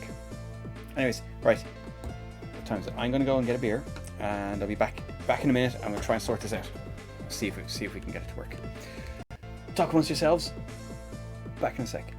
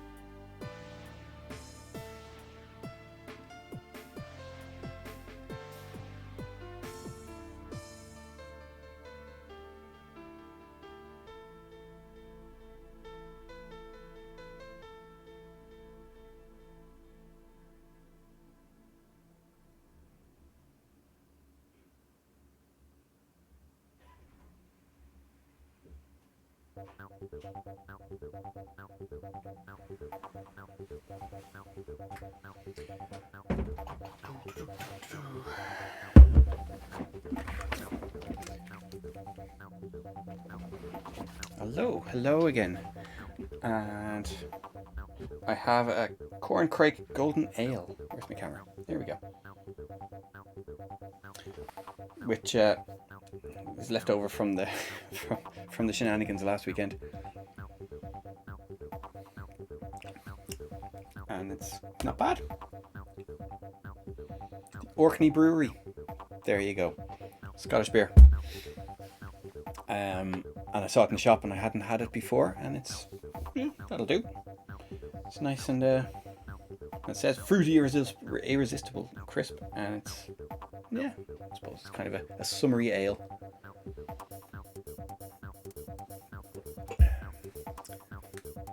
Not that it was summery today. It was getting a bit stormy out there when I was last out. I had to go cycling in the it was starting to kick up a gale here. You know, it was a really nice day, as in, well, it was raining a bit and then it was sunny, but then the wind was getting stronger and stronger, and then my wife was at the supermarket, so I had to grab James and we had to get on our bikes and head over to head over to her. So, not because she was in the supermarket, but she was in the supermarket and she lost the car key. Important little bit of information there. And yeah, so we had to go over to her, and it turns out it was in one of the shopping bags. So, anyways, but yeah, so it's a kind of wind where you're cycling along and suddenly it hits you in the face and you basically fall off the bike almost. It was getting serious out there.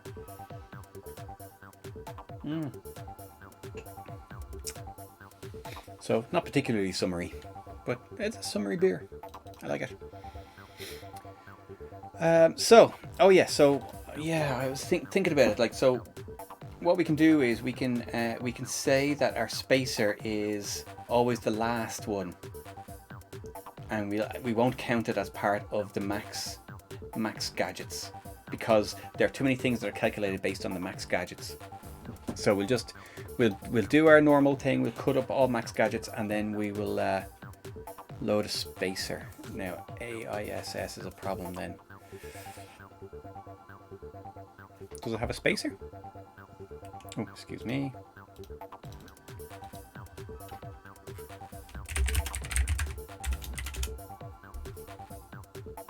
Ooh. Let's see what this does.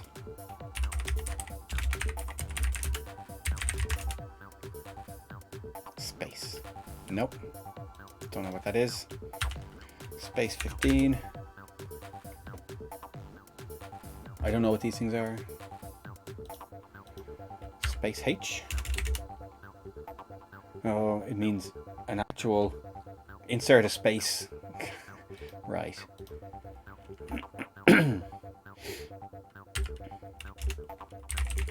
Space single. No. Space double, I suppose, isn't going to do it.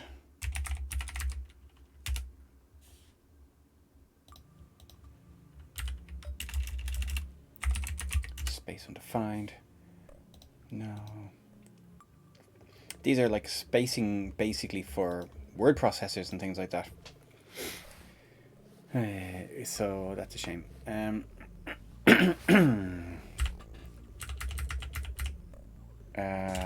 me see.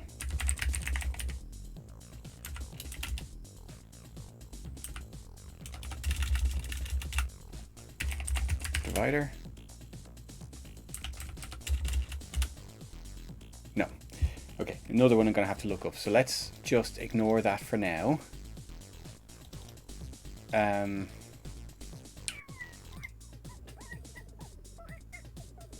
So yeah, okay, so what we'll do is let's go and find ourselves,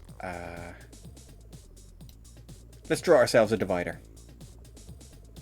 Oh, scale-tastic. Okay, so where were we? We're in files, Amiga Blitz projects. What's this called? DrawerGenie.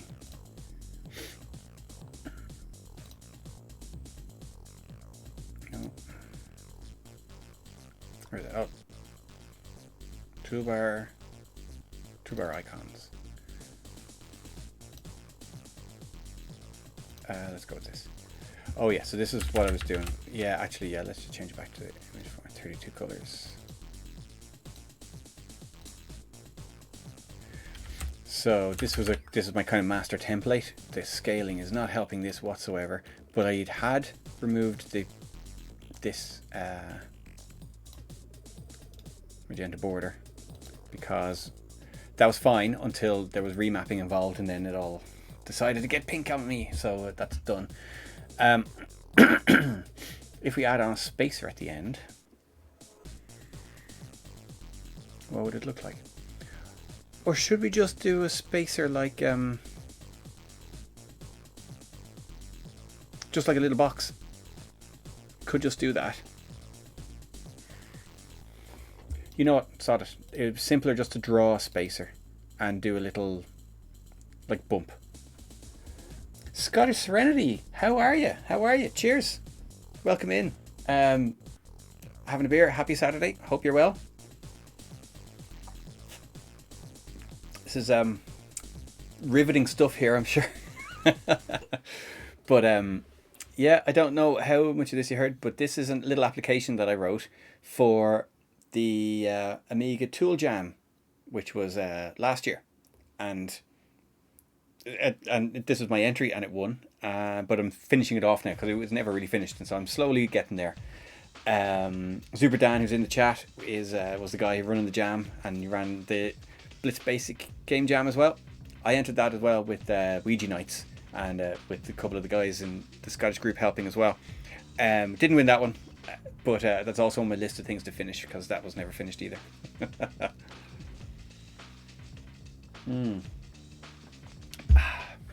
But yes, hope all is well. Oh, and there's a Scottish Amiga user group meeting on the 20th of April.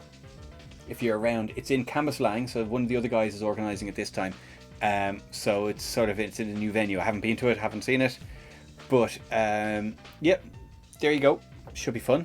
There's at least one guy coming over from Ireland for that weekend. Anyway, we're going to go to the Batter, regardless of what happens. We'll be on the Batter, and I think the Yorkshire Amiga group are coming up as well. So interesting, but yeah, if you're around, if you're free on the 20th, it might be worth dropping down. You kind of you know the story now anyway. You've been to a couple of them.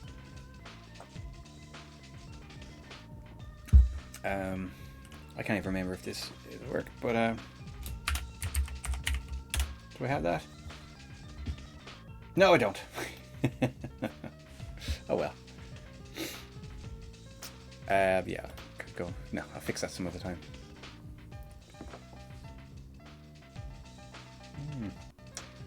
I wonder why that's not working actually. Anyways, right, so this is a little application, adds a toolbar to Workbench Windows to give you some Directory Opus style buttons. Just doing some polishing now. So what I'm going to do is, for a divider, I'm going to just put a little recess, little rectangular recess like this. Oh, cool. Yeah, yeah. Sure, the more the merrier. Absolutely. I know it's a bit of a trek for you, especially. But yeah, it should be good anyway. And if nothing else, there'll be a few drinks afterwards.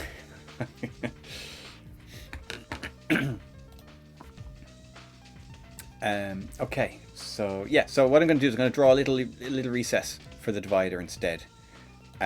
So let's go into this. Remove that. Back in Blitz Basic. Now, where are we rendering our window? Add helper.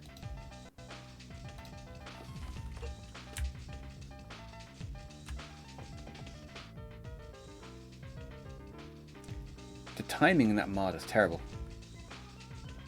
Is it just me? Or it does sound like two different mods playing at the same time? Which it could be now. It could also be the case.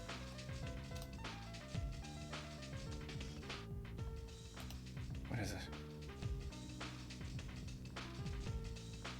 Oh, let's just skip that. No, that's better.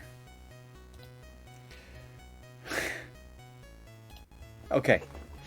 So here we're rendering our window. Let's go down to our gadgets. Gadgets. So here we are. If it's a spacer, we just jump forward the number of pixels that the spacer is wide. But what we should do is we're going to draw a box. So that will be... Oh, are you moving down this way? Or are you planning on it? That's fair play. Property is a bit of a bastard at the moment, but good luck with that, absolutely, and congratulations, get sorting out the flat.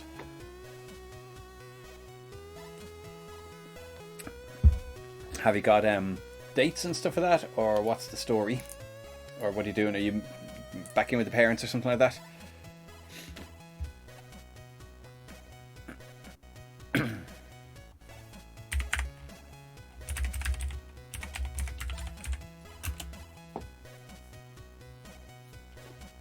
I'm going to do this before we add on the prefs.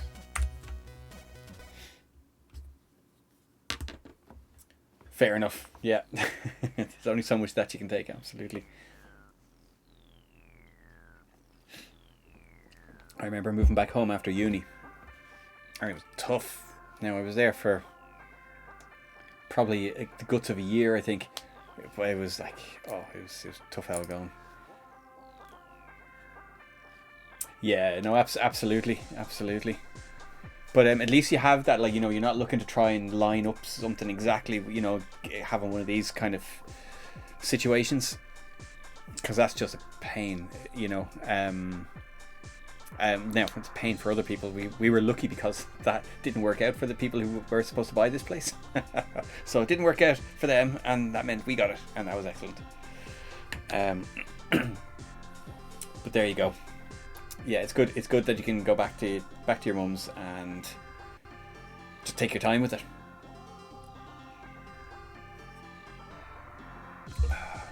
And then be in a position to just buy and not have to kind of say, oh, well, I can only buy on this date. And yeah. Okay, so let's do a GT bevel box. GT list is new helper ID. So the GT list is just kind of the collection of all the gadgets for this window. New helper ID is the ID of this. The helper is this little toolbar. So new helper ID, and what else do we need for this? XY with height flags. XY. New helper ID. X is going to be...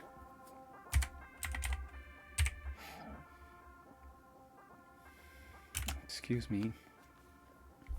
So we want it in the middle of that X position, plus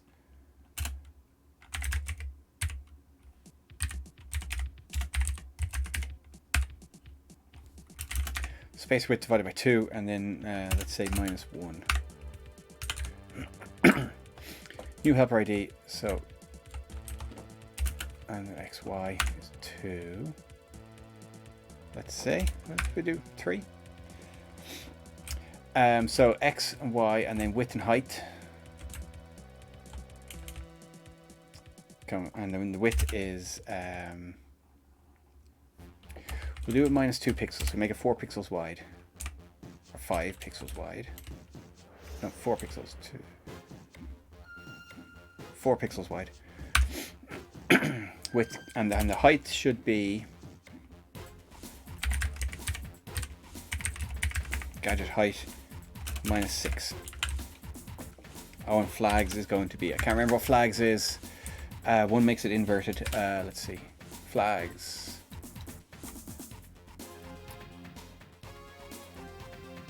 Zero equals raised. Anything else is recessed. We want it recessed, so we'll do that 1. Flags is 1. Let's see if that works. I foresee a problem already. I don't think this is gonna redraw if the toolbar changes size. Oh, not to worry, because I didn't show up at all.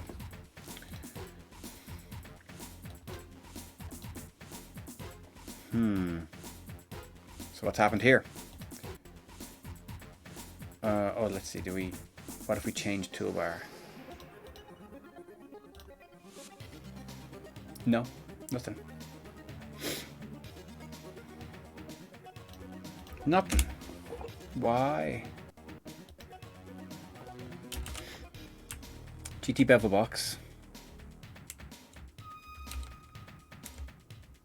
So our window is open. GT bevel box. We ever got tools list.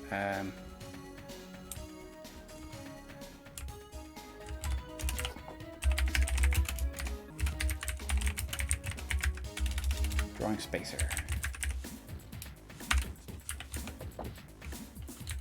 X plus that divided by 2 minus 2.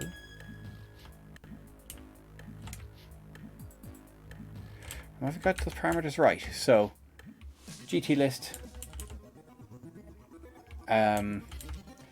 Noise ST, how are you? Welcome in. Super Dan is in the chat there, I think, still. And so he is the man to ask. So I know he was talking about doing another Blitz Basic game jam. I'm not sure if a tool jam is on the cards. Dan? What do you think? Personally, I could do without these jams because I've suddenly become addicted to them and they take up all my bloody time. But This is, see that this is Christmas music. Let's skip that. But yeah, this one was an idea that I had for ages, and I just kind of like couldn't find the time to. I couldn't dedicate the time to do it. I had too many other things going on, so it was a good excuse having a tool jam to actually finally do it, you know. But there are many, many more ideas in there. All I need is time. Time. Okay, why is this bevel box not working?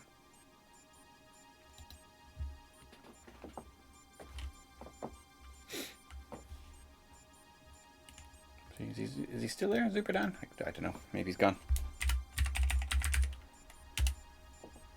Yeah, no, seems to be there.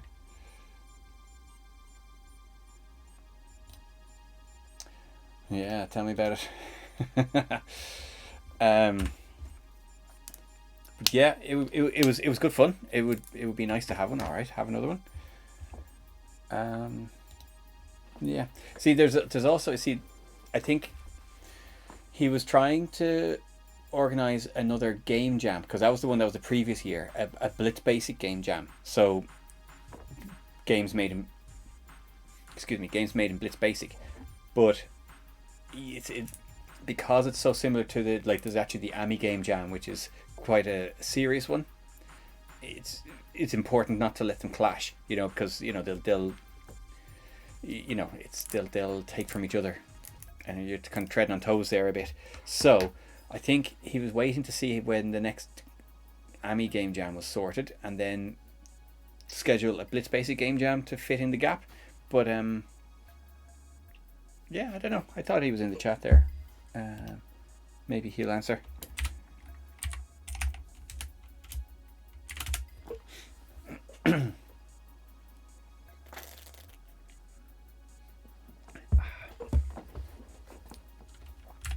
So yeah, so let's see, what are my parameters like here? GT list, that's fine. X is going to be X position plus spacer width divided by 2, which is halfway across the tile, minus 2 pixels. And Y is 3 pixels. Width is 4 pixels, and pref's gadget height minus 6 is 5. Yeah, that should be fine as well. And flags 1. Drawing space here. Let's see. Let's just see if we even get that output. But we must do, because it is calculating the positions correctly.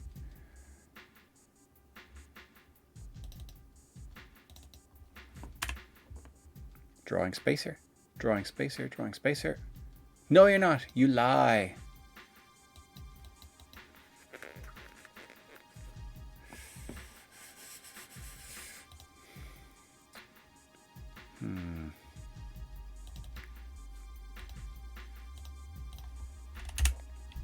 What's happening? Why is that not?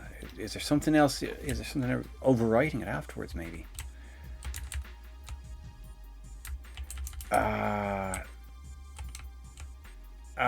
Okay. I think it only works after attached GT list.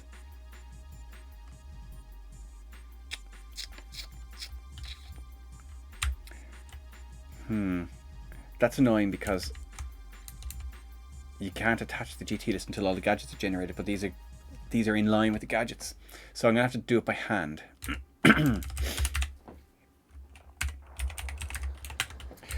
Old school. Let's see.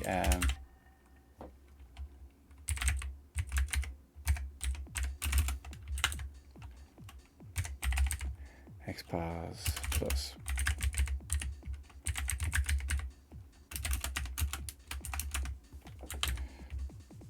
Minus 2, sorry. So let's do that. And then so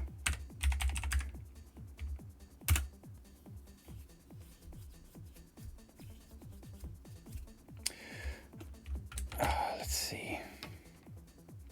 We'll do it even a little bit differently, actually. So let's just do it. So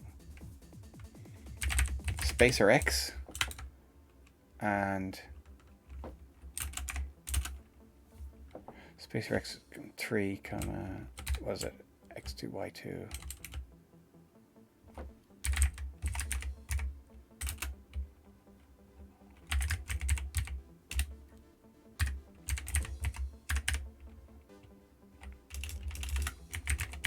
Gadget height -3. And we'll put that in color. Oh, I can't remember which is white and which is black. 1 or 2? 1, 2.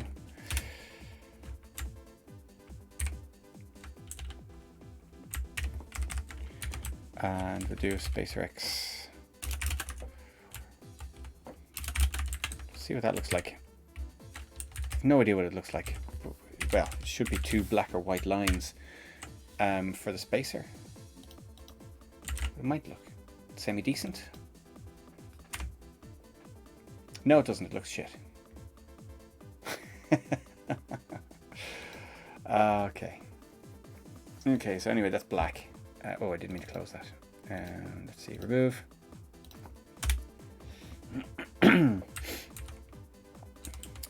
So, remove that, and now press gadget. Let's see.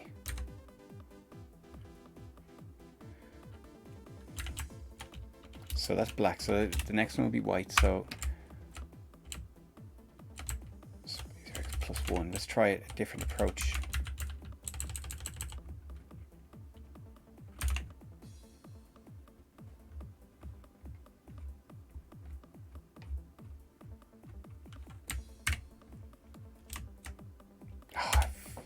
No. No, it's down here.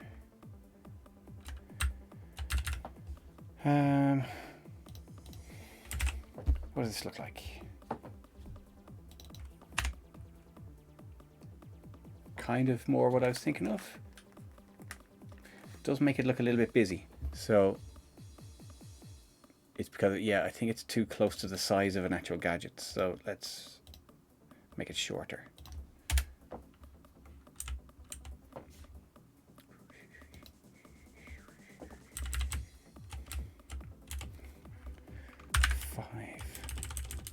-5. So make it 4 pixels shorter.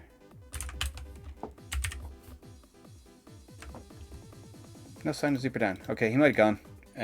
He's still showing up in the, or like he's still taggable, so I don't know.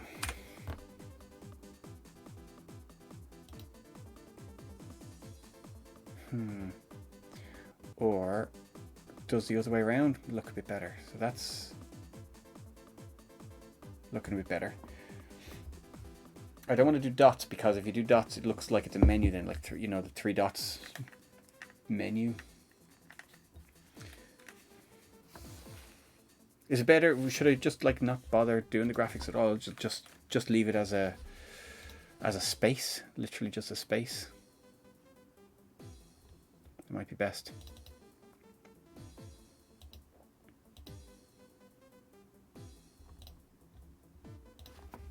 Let's try it the other way around first, and then we can just disable it then if we need to or want to.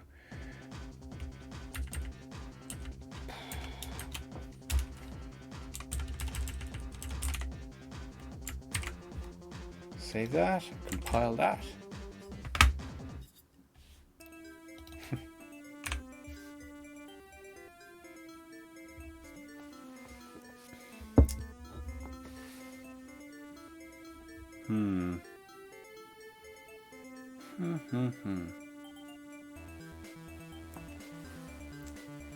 What?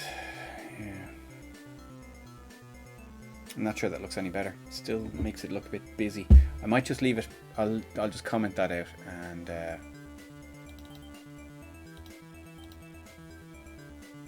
yeah. Okay, well that's fine. At least what we have now is that the spacer width changes based on the and it was, well, it's got narrower by 2 pixels because it was 10 when it was half the size. So what we might do is we'll comment that out, and we will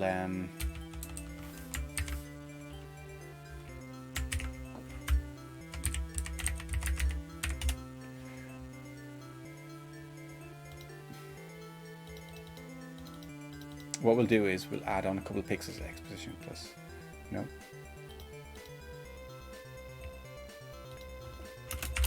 plus 2 pixels, just to add a little bit extra. Plus 2 pixels. Plus 2, plus 2. This almost feels like CSS. Save that, and let's see. Did that work? Okay, those gaps feel nicer.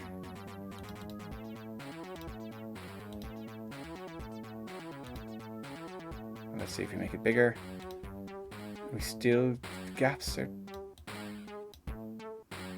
yeah. Yeah, I think that kind of works now.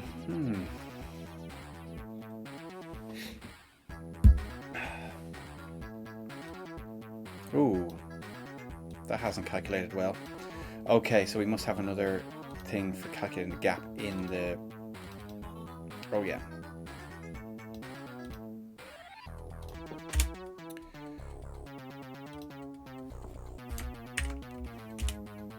So did we calculate that somewhere else as well?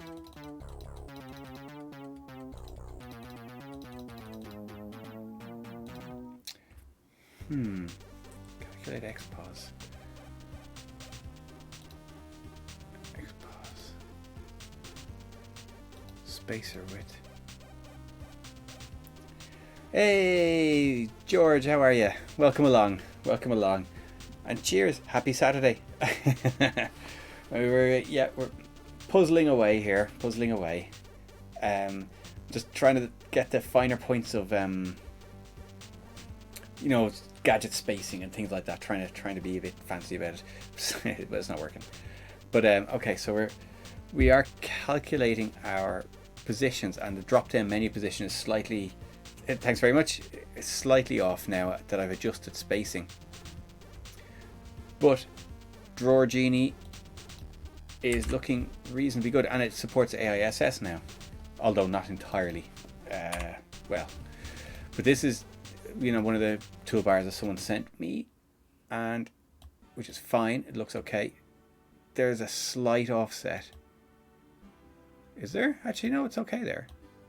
No, that's spot on actually. What happened? Is it when it recalculates? So we change our toolbar.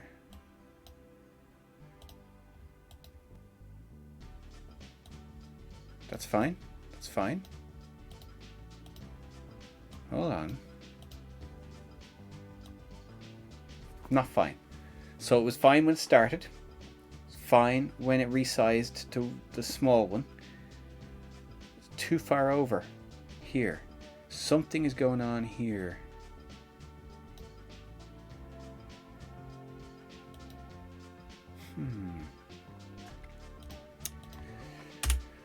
Ah, dear, oh dear. Is that not rendering fully? Let's see. Exposition. Spacer width. Pref spacer width is added on. So either spacer width or gadget width. So add new helpers there, but so let's have a look at change toolbar. Let's go through the process here. Change toolbar.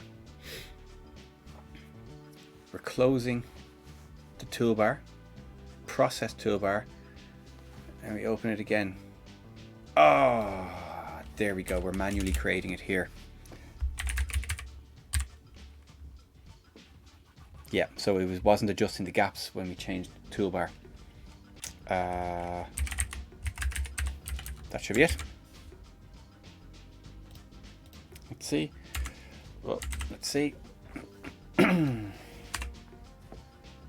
There's a nice big space there. Let's see if that changes or stays or what it does. Toolbar. Smaller gap, still reasonable size. Still obvious, you know. And that lines up. That lines up. Excellent. Just change back. That lines up. Yay, there we go. Working. And now, let's see. Now, here's several problems. First off, on OS 3 there's no alpha, so it doesn't know what to do with the alpha channel, and so all these shadows are just solid black, which is a bit of a shame really, because you know they're nice icons, and I have to have a look and try and find some icons that suit for some of the functions. So the reload icon is appearing in multiple places because, but at least the spacing is working. Oh yeah, I need to find more icons, so I need to sit down with the PDF and look through it, see what there is. But the spacing worked out well. The spacing is working, and the drop downs are in the right place, so that is cool. I'm happy with that. What else was there on my list? Oh, I got the transparency working in the back of the icons by cheating, basically, by sampling color 1, or the color of the first pixel, and then swapping that with color 0. So no matter what way it remaps to like an indexed color, it just works. So that means any toolbar, any kind of gadget in images can be used. Now the remapping might not be great quality, but it'll work. Now it does, the downside of that is it's not 24-bit, but again, without using the CyberGraphics libraries and stuff like that, OS 3 doesn't really support that kind of thing. So it's basically changing to bit planes, or planar graphics. So we've got 8-bit color, 256 colors. So some of the gradients are lost, and the alpha is a mess, but it works. But yeah, I think it looks a bit better with the simple icons. But happy out now that the everything lines up. Icon sets can be changed on the fly, and it has and the little pop-up help function works. Does it? Icon view. Okay, it's a bit. That menu should stay open when I do that, but it doesn't. But anyways, it is kind of there. It's getting there. This is all stuff that I had wanted to do before the jam deadline, but unfortunately didn't make it. Finally getting to it now. But yeah, the customizable toolbars was a big thing, and now that is done, and as good, well, without writing my own alpha channel processing, which I'm not gonna do, I don't think. I think that's it. So what else was on my list? The wizard.library dependency. Now someone has reported this. I can't replicate it. So saying basically that it crashes when wizard.library isn't present on the system. Now, excuse me, there was an old version that did that. I've since fixed that, and from my testing it seems to be fine. And I've tested on RTG, so they were saying it was only on 16-bit screen modes or something like that. I'll have to check back on it, but I can't reproduce it, so don't know. Automatic opening of toolbar. This requires patching workbench. That's a big deal, and anytime I've tried to do that, I have fallen squarely on my arse. Because I'm just not at that kind of thing. I need to do more practicing, more research into actually patching functions with Blitz Basic. I might not be able to. It might just be a case that I just have to bite the bullet and do it and see, as a little wrapper, or as a little kind of a little sort of side tool. Because there already are a couple of side tools that go with DrawerGenie, for asynchronous copying and things like that. And it was, rather than spawning a task, it was simpler just to create a separate executable and run that, and then pass the parameters onto that. So adding an extra window gadget, so that was a similar idea. So instead of having to press a hotkey like, oh, well, it's closed now, but pressing F1 to have to add a window gadget up here, you know. So I know that's doable as well, but I'm not sure if it's something I'm going to end up doing. Oh, let's quit that. Yeah, no, it's just clearing the background. Option to set polling period. So, oh yeah, so I wanted to support an archive library so we can support more than LAJ, because it's hard coded now just for LAJ. Option to set polling period. Now this is a different thing, because what this is about is, if you look, this is a separate window. This toolbar is a separate window. It's kind of cheating, so I'm getting into, yeah, so XAD master is what it would be nice to support.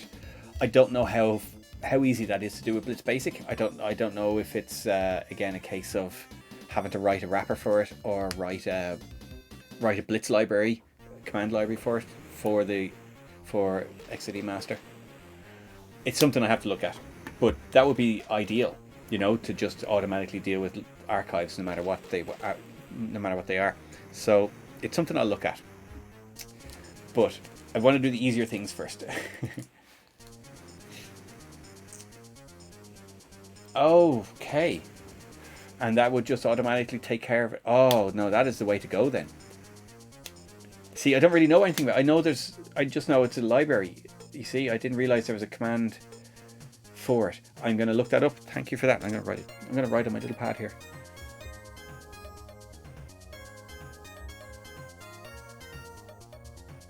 Thank you for that, George. I will get onto that very soon. Is it, there's a special version that comes with OS 3.9. Is there a version in that? Oh. Excellent. Thank you very much. Because all it's doing is running the command line for LIJ anyway. It's doing it in a separate it's doing it in a separate executable, but same version as on Amiga. Yeah, cool. Excellent. Oh no, that's good. That's good. I can work with that. So yeah, and I'll just have to add that option in. That's cool, because at the moment I'm spawning a separate task to do the unarchiving, which itself is like a, oh yeah, we're still running, which itself is a separate task. But let's see how I'm handling that. Am I doing it here?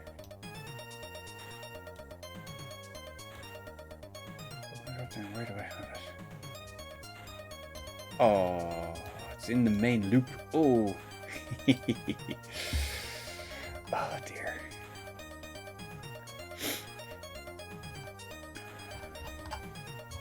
Next helpers, view type, sort.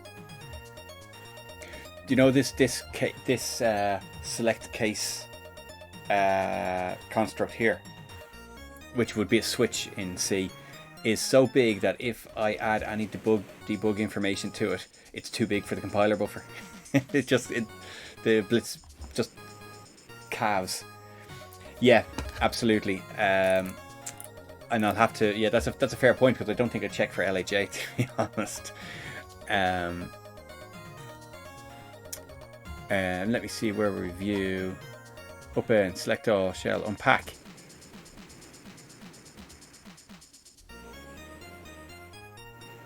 Oh no, unpacking. Oh, I'm just literally running it as a command. So yeah, so I'm not actually oh no, so I have DrawerGenie LHA, which handles that, and that I'm executing that as a separate task. So DrawerGenie LHA, does that actually check?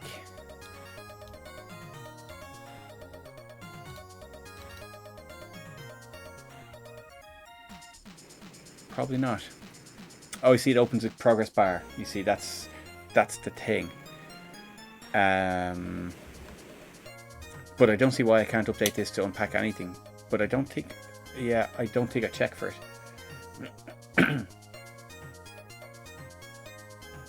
Doing assuming we check when the user tries to extract something and return some error when it fails. Yeah. See, the problem is, or well, what I was trying to do was to have a progress bar, and the progress bar isn't really related to how far it is through the archive, but how many archives, because you could have, you know, you could have 20 files selected, and you click on archive, and you're like, oh crap, I didn't want to unarchive the entire of my collection. I just wanted one thing, and I wanted to have a cancel function there, so it stops after the next one. But yeah, no, I don't think it would be a big deal to add that. I think it would be handy enough, because all I'm doing is running it, and if it fails, it fails. You know, it's not a big deal. It'll just fail, and it does output to a log file, so you can check the log file afterwards.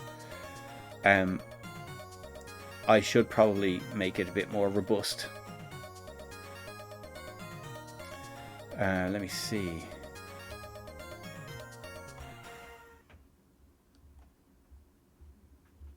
Yeah, no, I'm literally just running it, so it doesn't do any checking or anything like that for the command or anything like that. What I will do is I will add that and redo this as DrawerGenie archive or something like that, and do that. But yeah, thanks for that. That's solid. That's excellent. That's for another stream, I think. I feel at this stage. But that's cool. But anyways, what I was going to do was the polling period, because I'm sort of cheating in a way in that it's not a real window. It's not a part of the window. It's a separate. The helper toolbar here is a separate window. So when I move this, you can see it lags behind, and that's because basically when each toolbar that's open polls its parent window to see if it's moved or changed size. And the more it has to do that, obviously, and ignore the glitches. I have to add that as a to-do list. But obviously that takes CPU time, so the more polling you do, the more CPU time it takes. But the more polling you do, the quicker it reacts. So it is nice to do. Can I get that to redraw? Yeah. It is nice to have a nice fast poll rate, but on slower systems you probably don't want to do that, because it'll suck up more of the CPU's time proportionally. So what I might do, what I want to do is add a kind of a, fast or slow value, or even just a value that you can adjust. It's not the kind of thing, well, putting it in the prefs I suppose might be okay. Where have I, I was going to say I was going to do it as a tool type, but I'll put a little field down there. Polling period. So we need a new preference field. New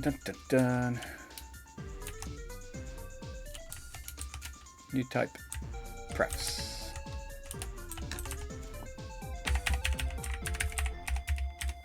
So poll period.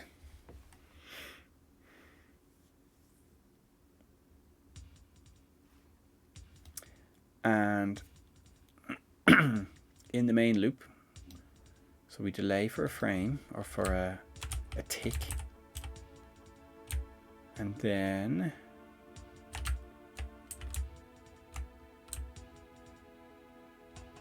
do some events now. So what do we do?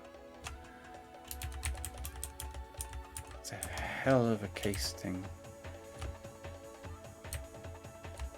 Frame count. Hashtag, oh, it's hash check frames, so it's a constant at the moment. So check frames is our poll period.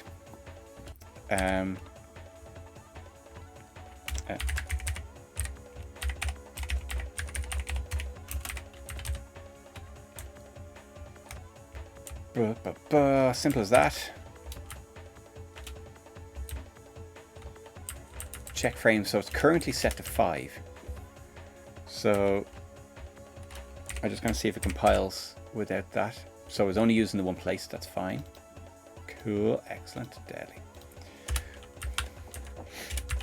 Check frames is 5. So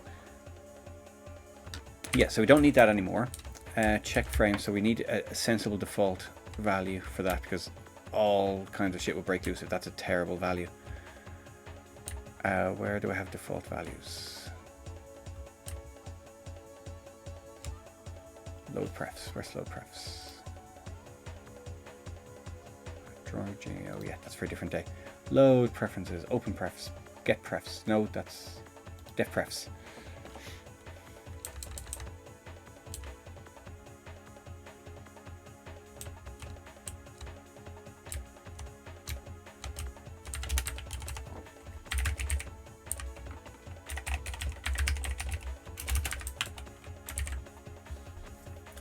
Pull period equals 5. So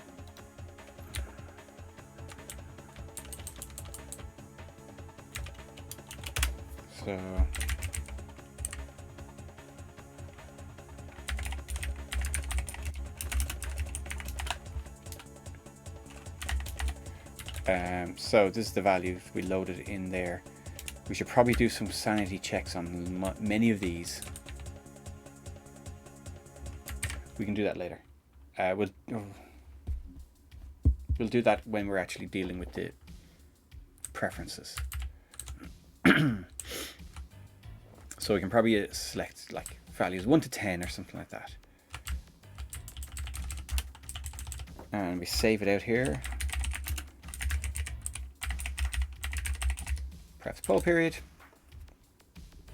Sorry if that clickety clackety is too intense on the mic there. Okay, so that should save it and load it. When it first time it's run with an earlier version of the prefs, it'll give it a value of 0. So I should really, because it seems that people will be using this and that will ruin their day probably.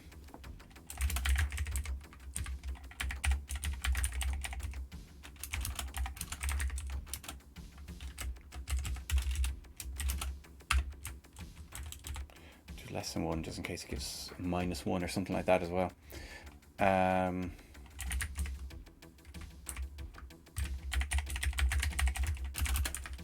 Just the default value then. Okay, and then we have to add a gadget to the window. So let's see, where is open prefs?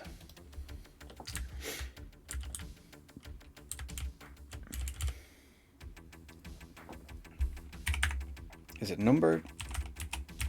GT number? No, GT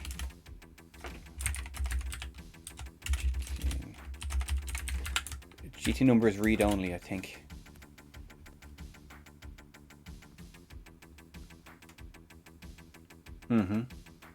See also GT integer, that's the one I'm looking for.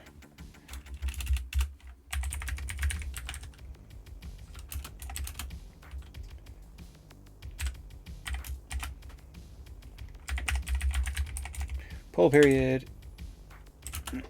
We're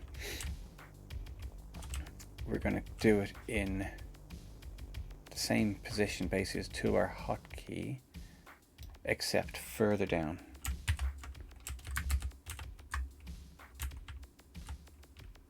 No, we're not. To our hotkey. Open hotkey, sorry. We want it on the right hand side of the window. So let's copy that one. Inner width, yeah, it's fine.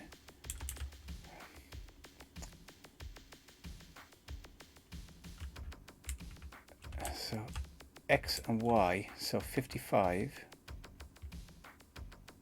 So 30, 55.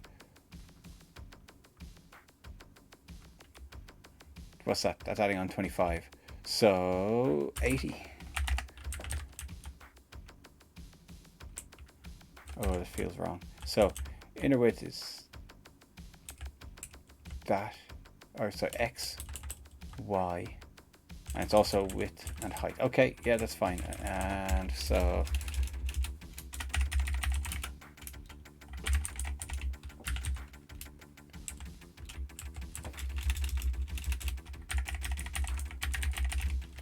polling period. So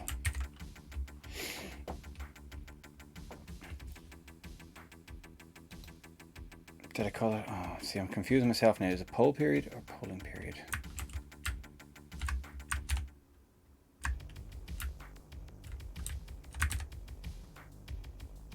Poll period.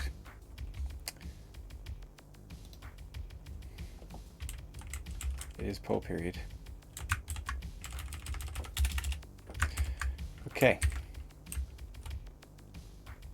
So we need that constant added.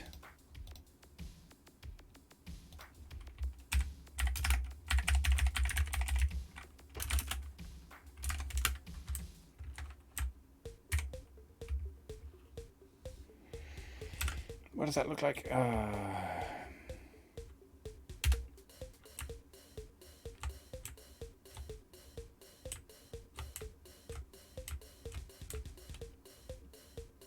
What's happened?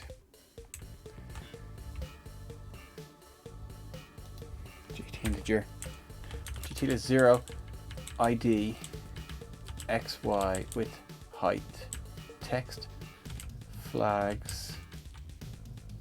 Oh, we don't have a length because it's not a string. Yes.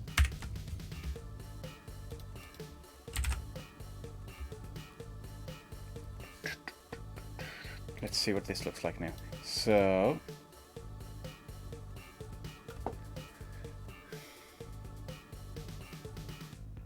I did set it to, what's happened? I did go from 55 to 80 in the Y direction. So these two toolbar, okay.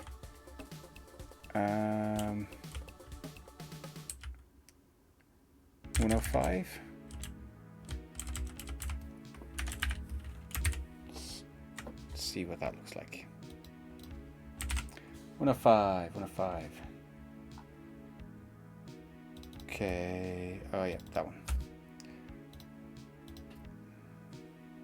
Yeah. So this one, use AISS, that was wrong. Yeah, okay, it's not in the right order. That's fine, I got this. Okay, so that's our value.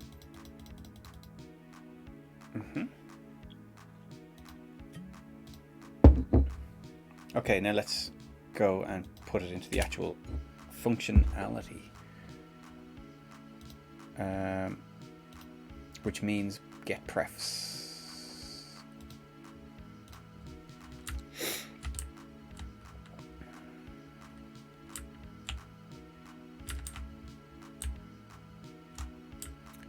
Prefs toolbar. Okay, so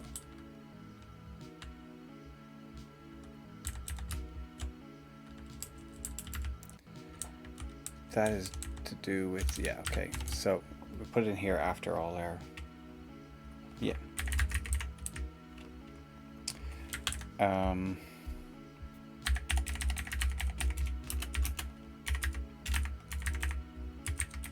Is it get value, get integer? Yeah.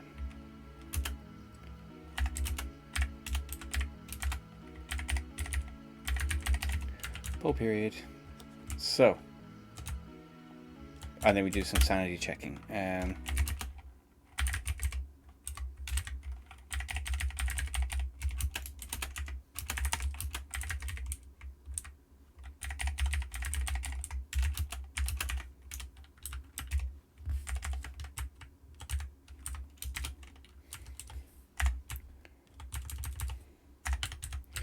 1 to 10 reasonable values, maybe even, I will leave it at 20. Someone might want to do it at 20. So now it should actually do the job. Shouldn't it? Let's see if it works.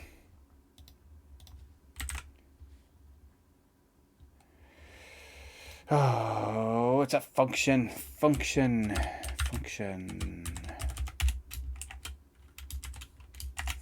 Rob. There we go.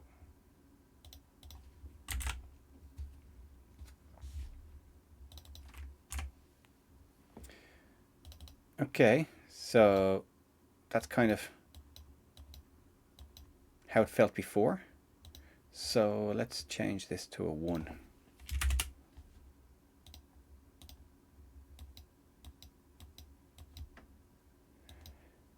Okay, still laggy, but definitely a lot quicker in the most part. And show interface, set it to 20.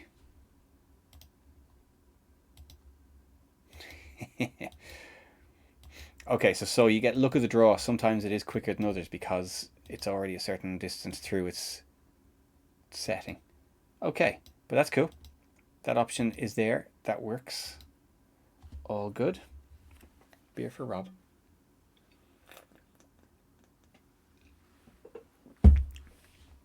Where did the mods go?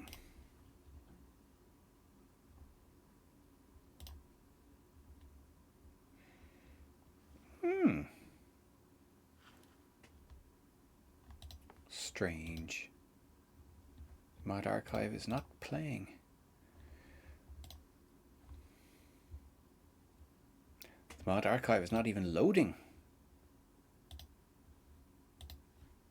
Oh, let's see.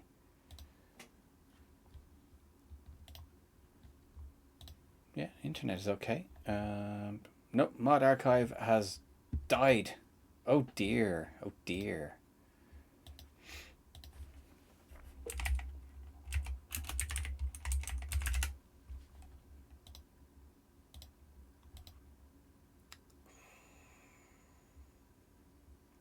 I wonder what's happening there.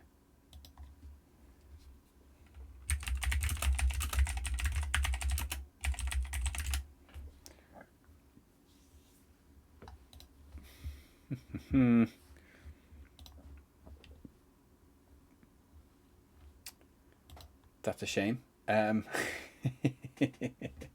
Sorry about that. Okay, that was a bit of a tangent there. But I'm kind of happy enough with that. A slider might be good there as well, actually, or instead. You know, being able to just slide it up and down rather than typing in a value.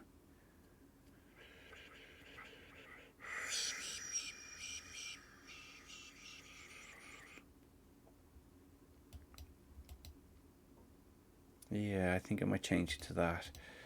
It makes a bit more sense.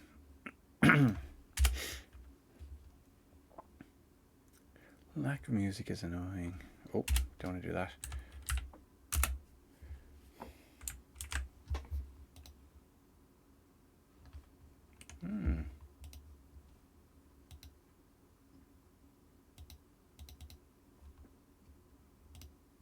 That's mad.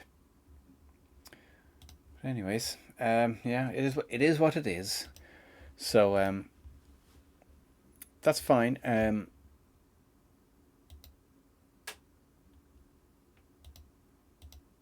What we'll do is, yeah, okay. So what we'll do is we'll change it to.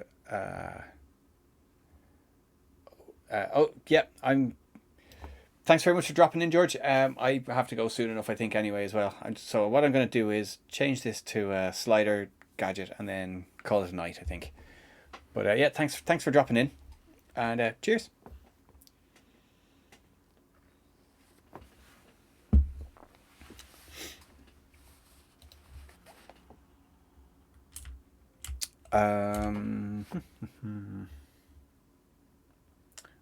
Open prefs. So instead of GT integer, thanks very much. What I'm going to do is GT slider.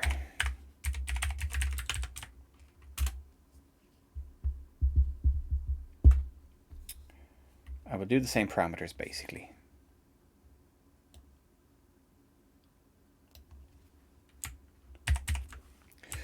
So x, y, width, height, and then text string is going to be the name, polling period, flags. Min and max are going to be 120. So that should be it. And then, oh no, get prefs.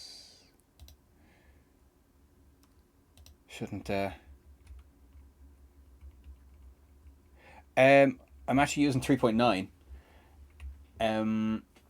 So 3.5, yeah, is quite limited. In that it had it made a lot of very big changes internally to to how it all worked, and basically gave us kind of the workbench and all that kind of stuff that we have now for 3.1.4 and 3.2. But 3.9 added a lot more stuff to it in terms of extra things like the toolbar, the your icon clock, all that kind of stuff came with 3.9. There's some lovely stuff, the built-in D archiver, async WB, all that stuff basically came from 3.9. And a lot of the cool things that 3.2, some of them 3.2 doesn't even have yet. But it's I do use 3.2, to be fair. But because no, I'm not saying that. I'm not saying that. 3.2 is, if you take the core components of 3.9 and update them, that's what 3.2 is. But it's also missing some of the other components. So it's kind of ultimately like for me the ideal thing is 3.2 with a couple of the components from 3.9 brought over that don't already exist. You see?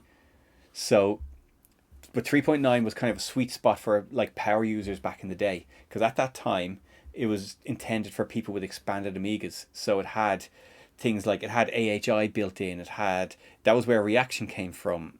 It had all the it even had PowerPC data types in it and stuff like that, so it had some pretty cool stuff. It did, like the little clock thing is nice. It's an icon. It's literally an icon. You can click it and snapshot it to keep it in the right place. There's some really lovely little touches like that. Yeah,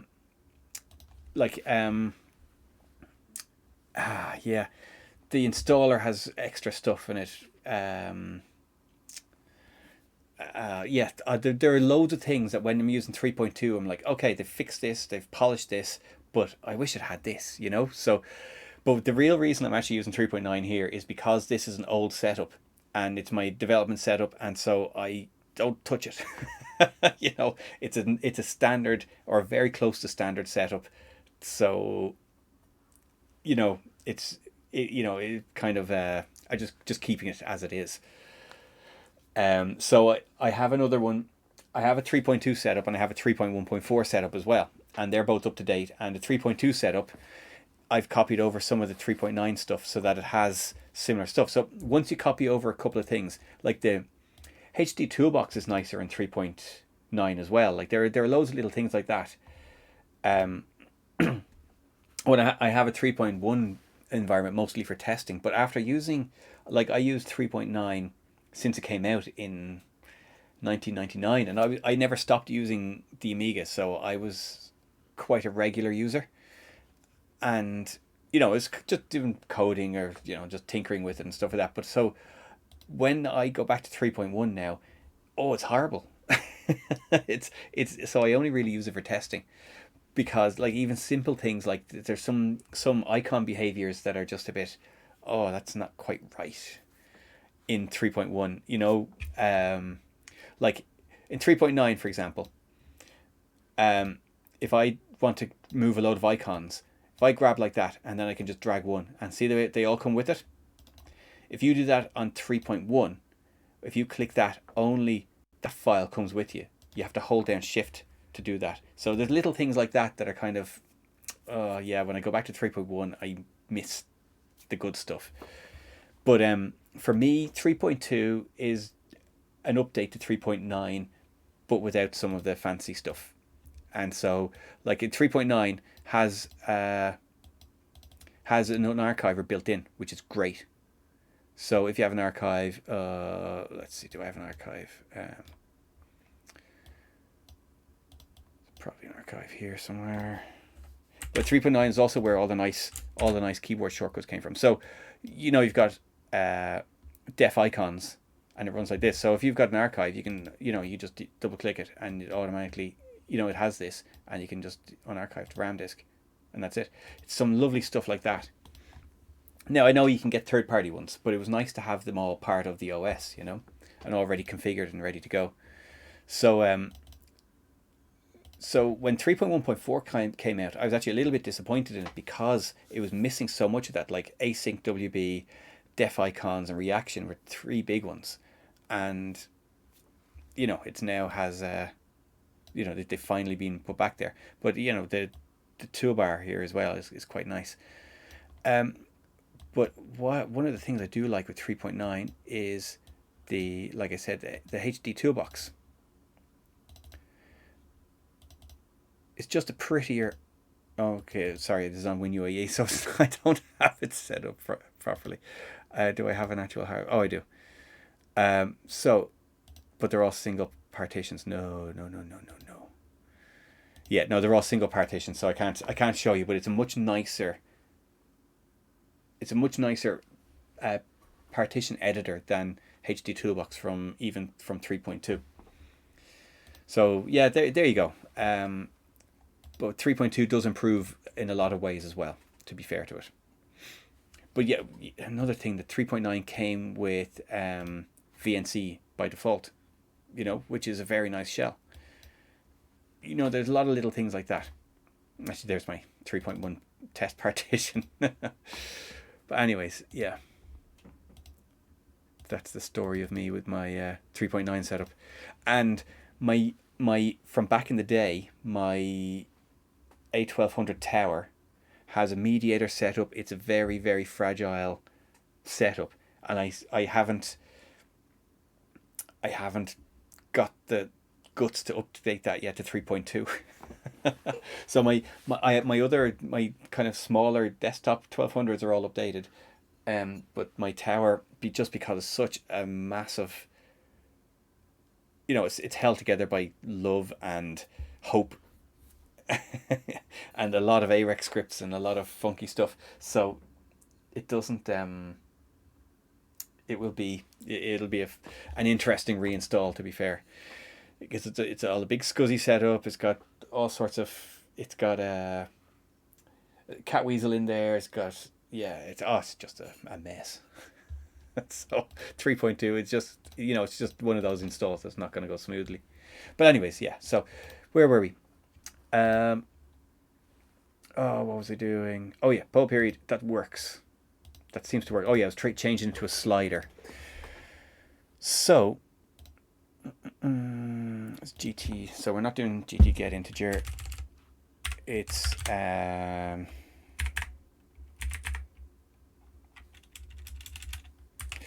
can't remember how you read a slider gadget. GT get integer. Oh, you might have to get the attributes of it. GT slider.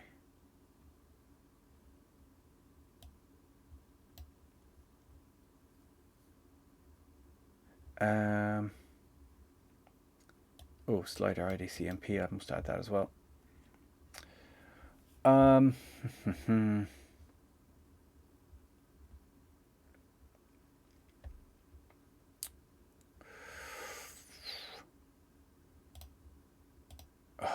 Okay, so what I have to do is I have to probably do it the old-fashioned way, or, well, as I say, the old-fashioned way, the way you would do it in C and stuff like that. Has the music come back yet? No, it hasn't. Oh, that's an odd one.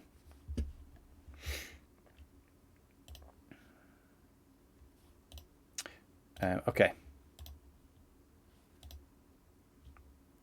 Oh.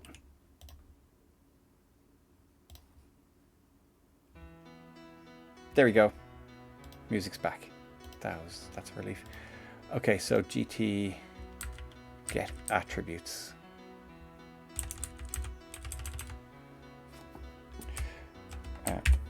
So yeah, we'll just keep that one there for now.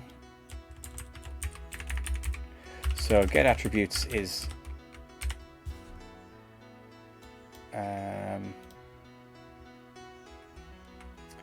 GTList ID, and then the tag. So it's GT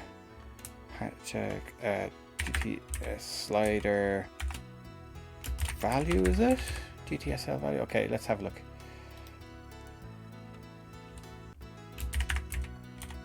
I do like this. Level. The definition browser is fantastic. It's really, really nice. And it gives you the constants, not just in whatever, in, what are they called? Not just whatever residence you have loaded, but whatever you've defined yourself. And it can list them there, or can list the variables you have, or the structs you have defined. It's quite cool. So that should give me the value of the slider. No harm in having the extra checks there just in case, but it should just give us a 1 to 20 slider. Let's see. I'll probably have to hook it to a value anyway. It'll be fine, it'll be fine. Let's see. Oh, it is there. Oh, that's... Oh, that is a problem with I say problem with, that's just a problem with the palette used, and it's like a 1.3 palette, I think. There is a command for changing that. What is it? So yeah, I think that's it. Oh yeah, but that is not where it goes. I need to put that in open pref. So do we do it here? Yeah.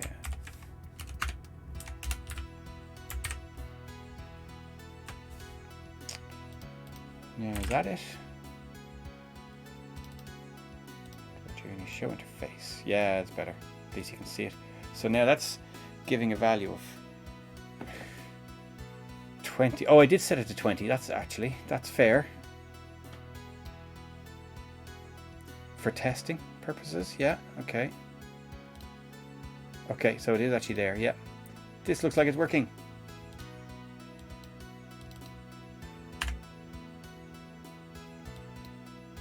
Polling period looks a bit, yeah, that's a bit slow. Show interface. Let's bring it right down to the end, and that's it. Yeah, that's all working, it seems. Yay. That'll do. I've nearly finished my beer, and this has that's working.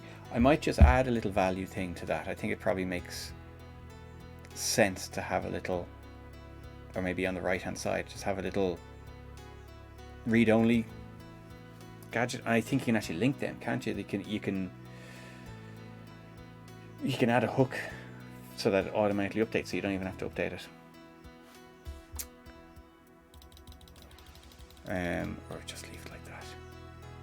Low to high.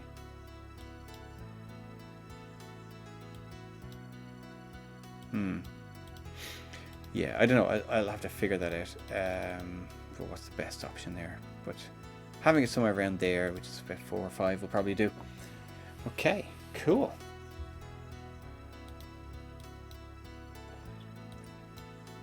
Those icons look a bit crazy big on this screen.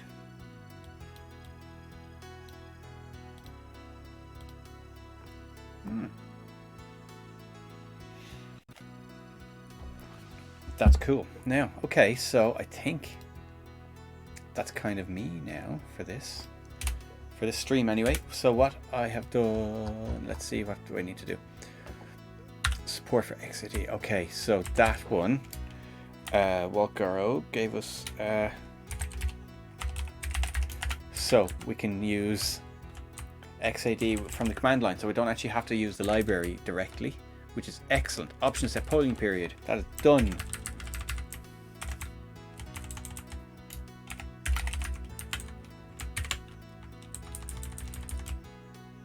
Spacer option, that's done. Oh, I'm running out of things to do before I get onto the really tricky ones. So yeah, can't replicate that bug. Add automatic opening of toolbar. Yeah, those two need to patch Workbench to library or Intuition, which is, yeah, that's a tricky one. And XCD, yeah, so I'm going to work on that in the next stream. And AISS missing images, that's something I'll have to just look at myself. It's very irregular, I have to say, and unfortunately it's just kind of like when I have a bit of time, and I don't have all that much time. So it's usually on like sort of a Friday, Saturday, or Monday, Tuesday, usually. But yeah, it's certainly not as regular as I would like, unfortunately. It's just how it works. Too many hobbies, too many responsibilities, too many things going on in the world. That's that's it. So yeah, no, it would be nice to be able to do it more regularly.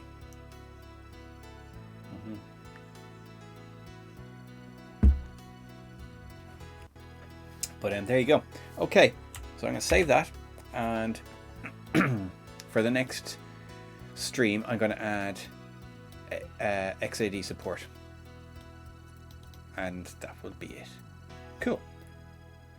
Right, so let's call it a night there. Thank you very much, guys. Thank you very much, everyone, for dropping in. Let's see who is streaming. I'm gonna go and raid someone. Thanks very much. Let's see who's on.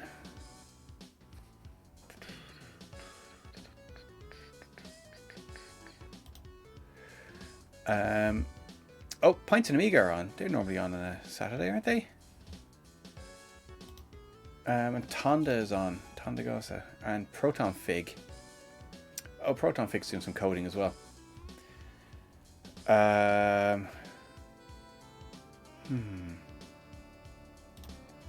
Let's see. Pints and Amiga. Let's see what's going on there. Let's raid Pints and Amiga and just see what's going on there. Okay, now. Where am I? Oh, here we are. Okay, let's go. Pints and Amiga, and that will do. Right. Listen, thank you very much, everyone. Awesome. Actually had a productive stream, which is amazing. But there you go. Listen, and I'll talk to you again whenever that is. Okay, cheers and good night.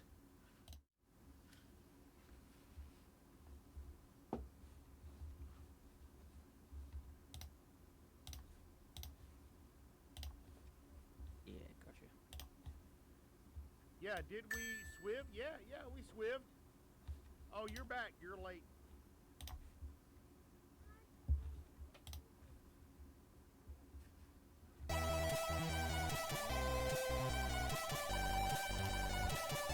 Hold off a minute. Deadlist. Deadlist 2097, rating with a party of 4. Can you put him down on the Spanish? Yeah, I got him. Nice.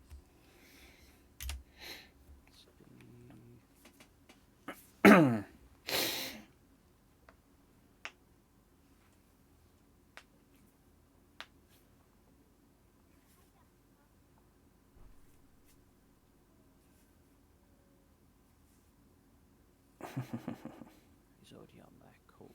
So let's sort that out. Scores.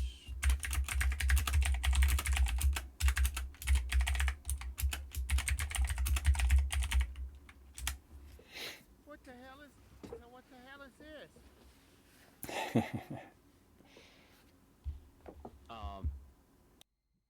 There you go. It's definitely the right one. It's been 9 long years since the first outbreak.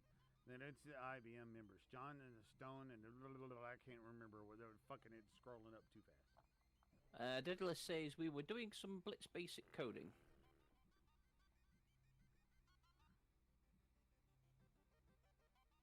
Alien Super Tech Boy, Breeds. I have no idea which one's modified. There's two versions. One just says WHD load and one is AGA WHD. So we don't know which one's which. I have no idea either. Did John leave? I don't know.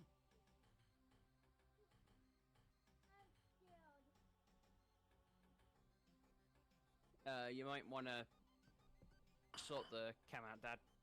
Huh? The cam. Oh, shit. Fuck.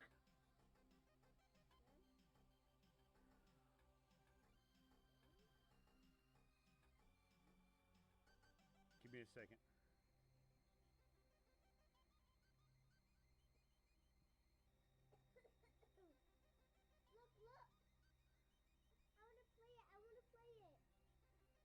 There we go.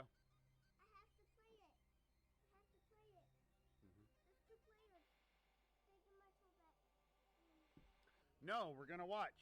See what's gonna happen.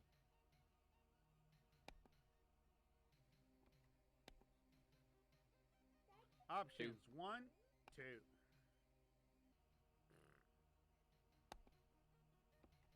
Options. Ah, hang on. John says it's not this one. Right, so go back out, Dad. You want Shit. which one? Which one did you pick? Did you do just the WHD one, or did you do the AGA one? Oh fuck, I don't know.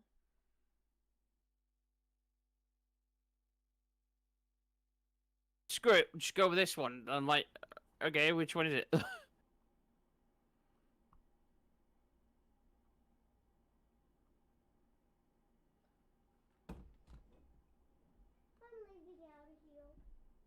SE.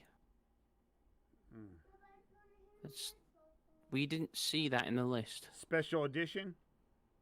Yeah, but that's just Alien Breed Special Edition, not Alien Breed 2. Someone did Alien Breed 2.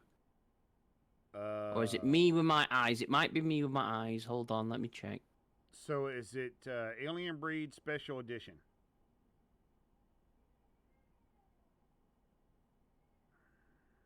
Let me see what what Supertech said the redeem was.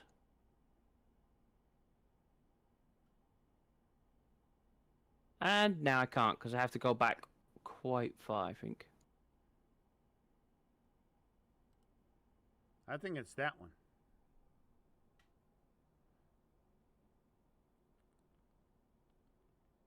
Yeah, I can't see the redeems because it won't let me go. It won't let me go back further than what I need to. Yep, it's that one. I got the right one. Alright. I got the right one. Don't worry. Yeah, so whoever put it down as Alien Breed 2, it ain't Alien Breed 2. I was trying to check which one it was, because I found the redeems that you put down earlier on, and I could have squad blind it said Alien Breed 2. I thought it did too. Nah, that's fair enough. Super Tech Boy goes, oh, it's my fault. Wrong one. No big deal. That's We're alright. all good. Yeah, it's We're no all biggie. good. I'm just trying to make sure that we're playing the right thing for the people that have done redeems, that's all. I got my That's all I'm worried about. I'm gonna do my condom. Got my condom. Yeah.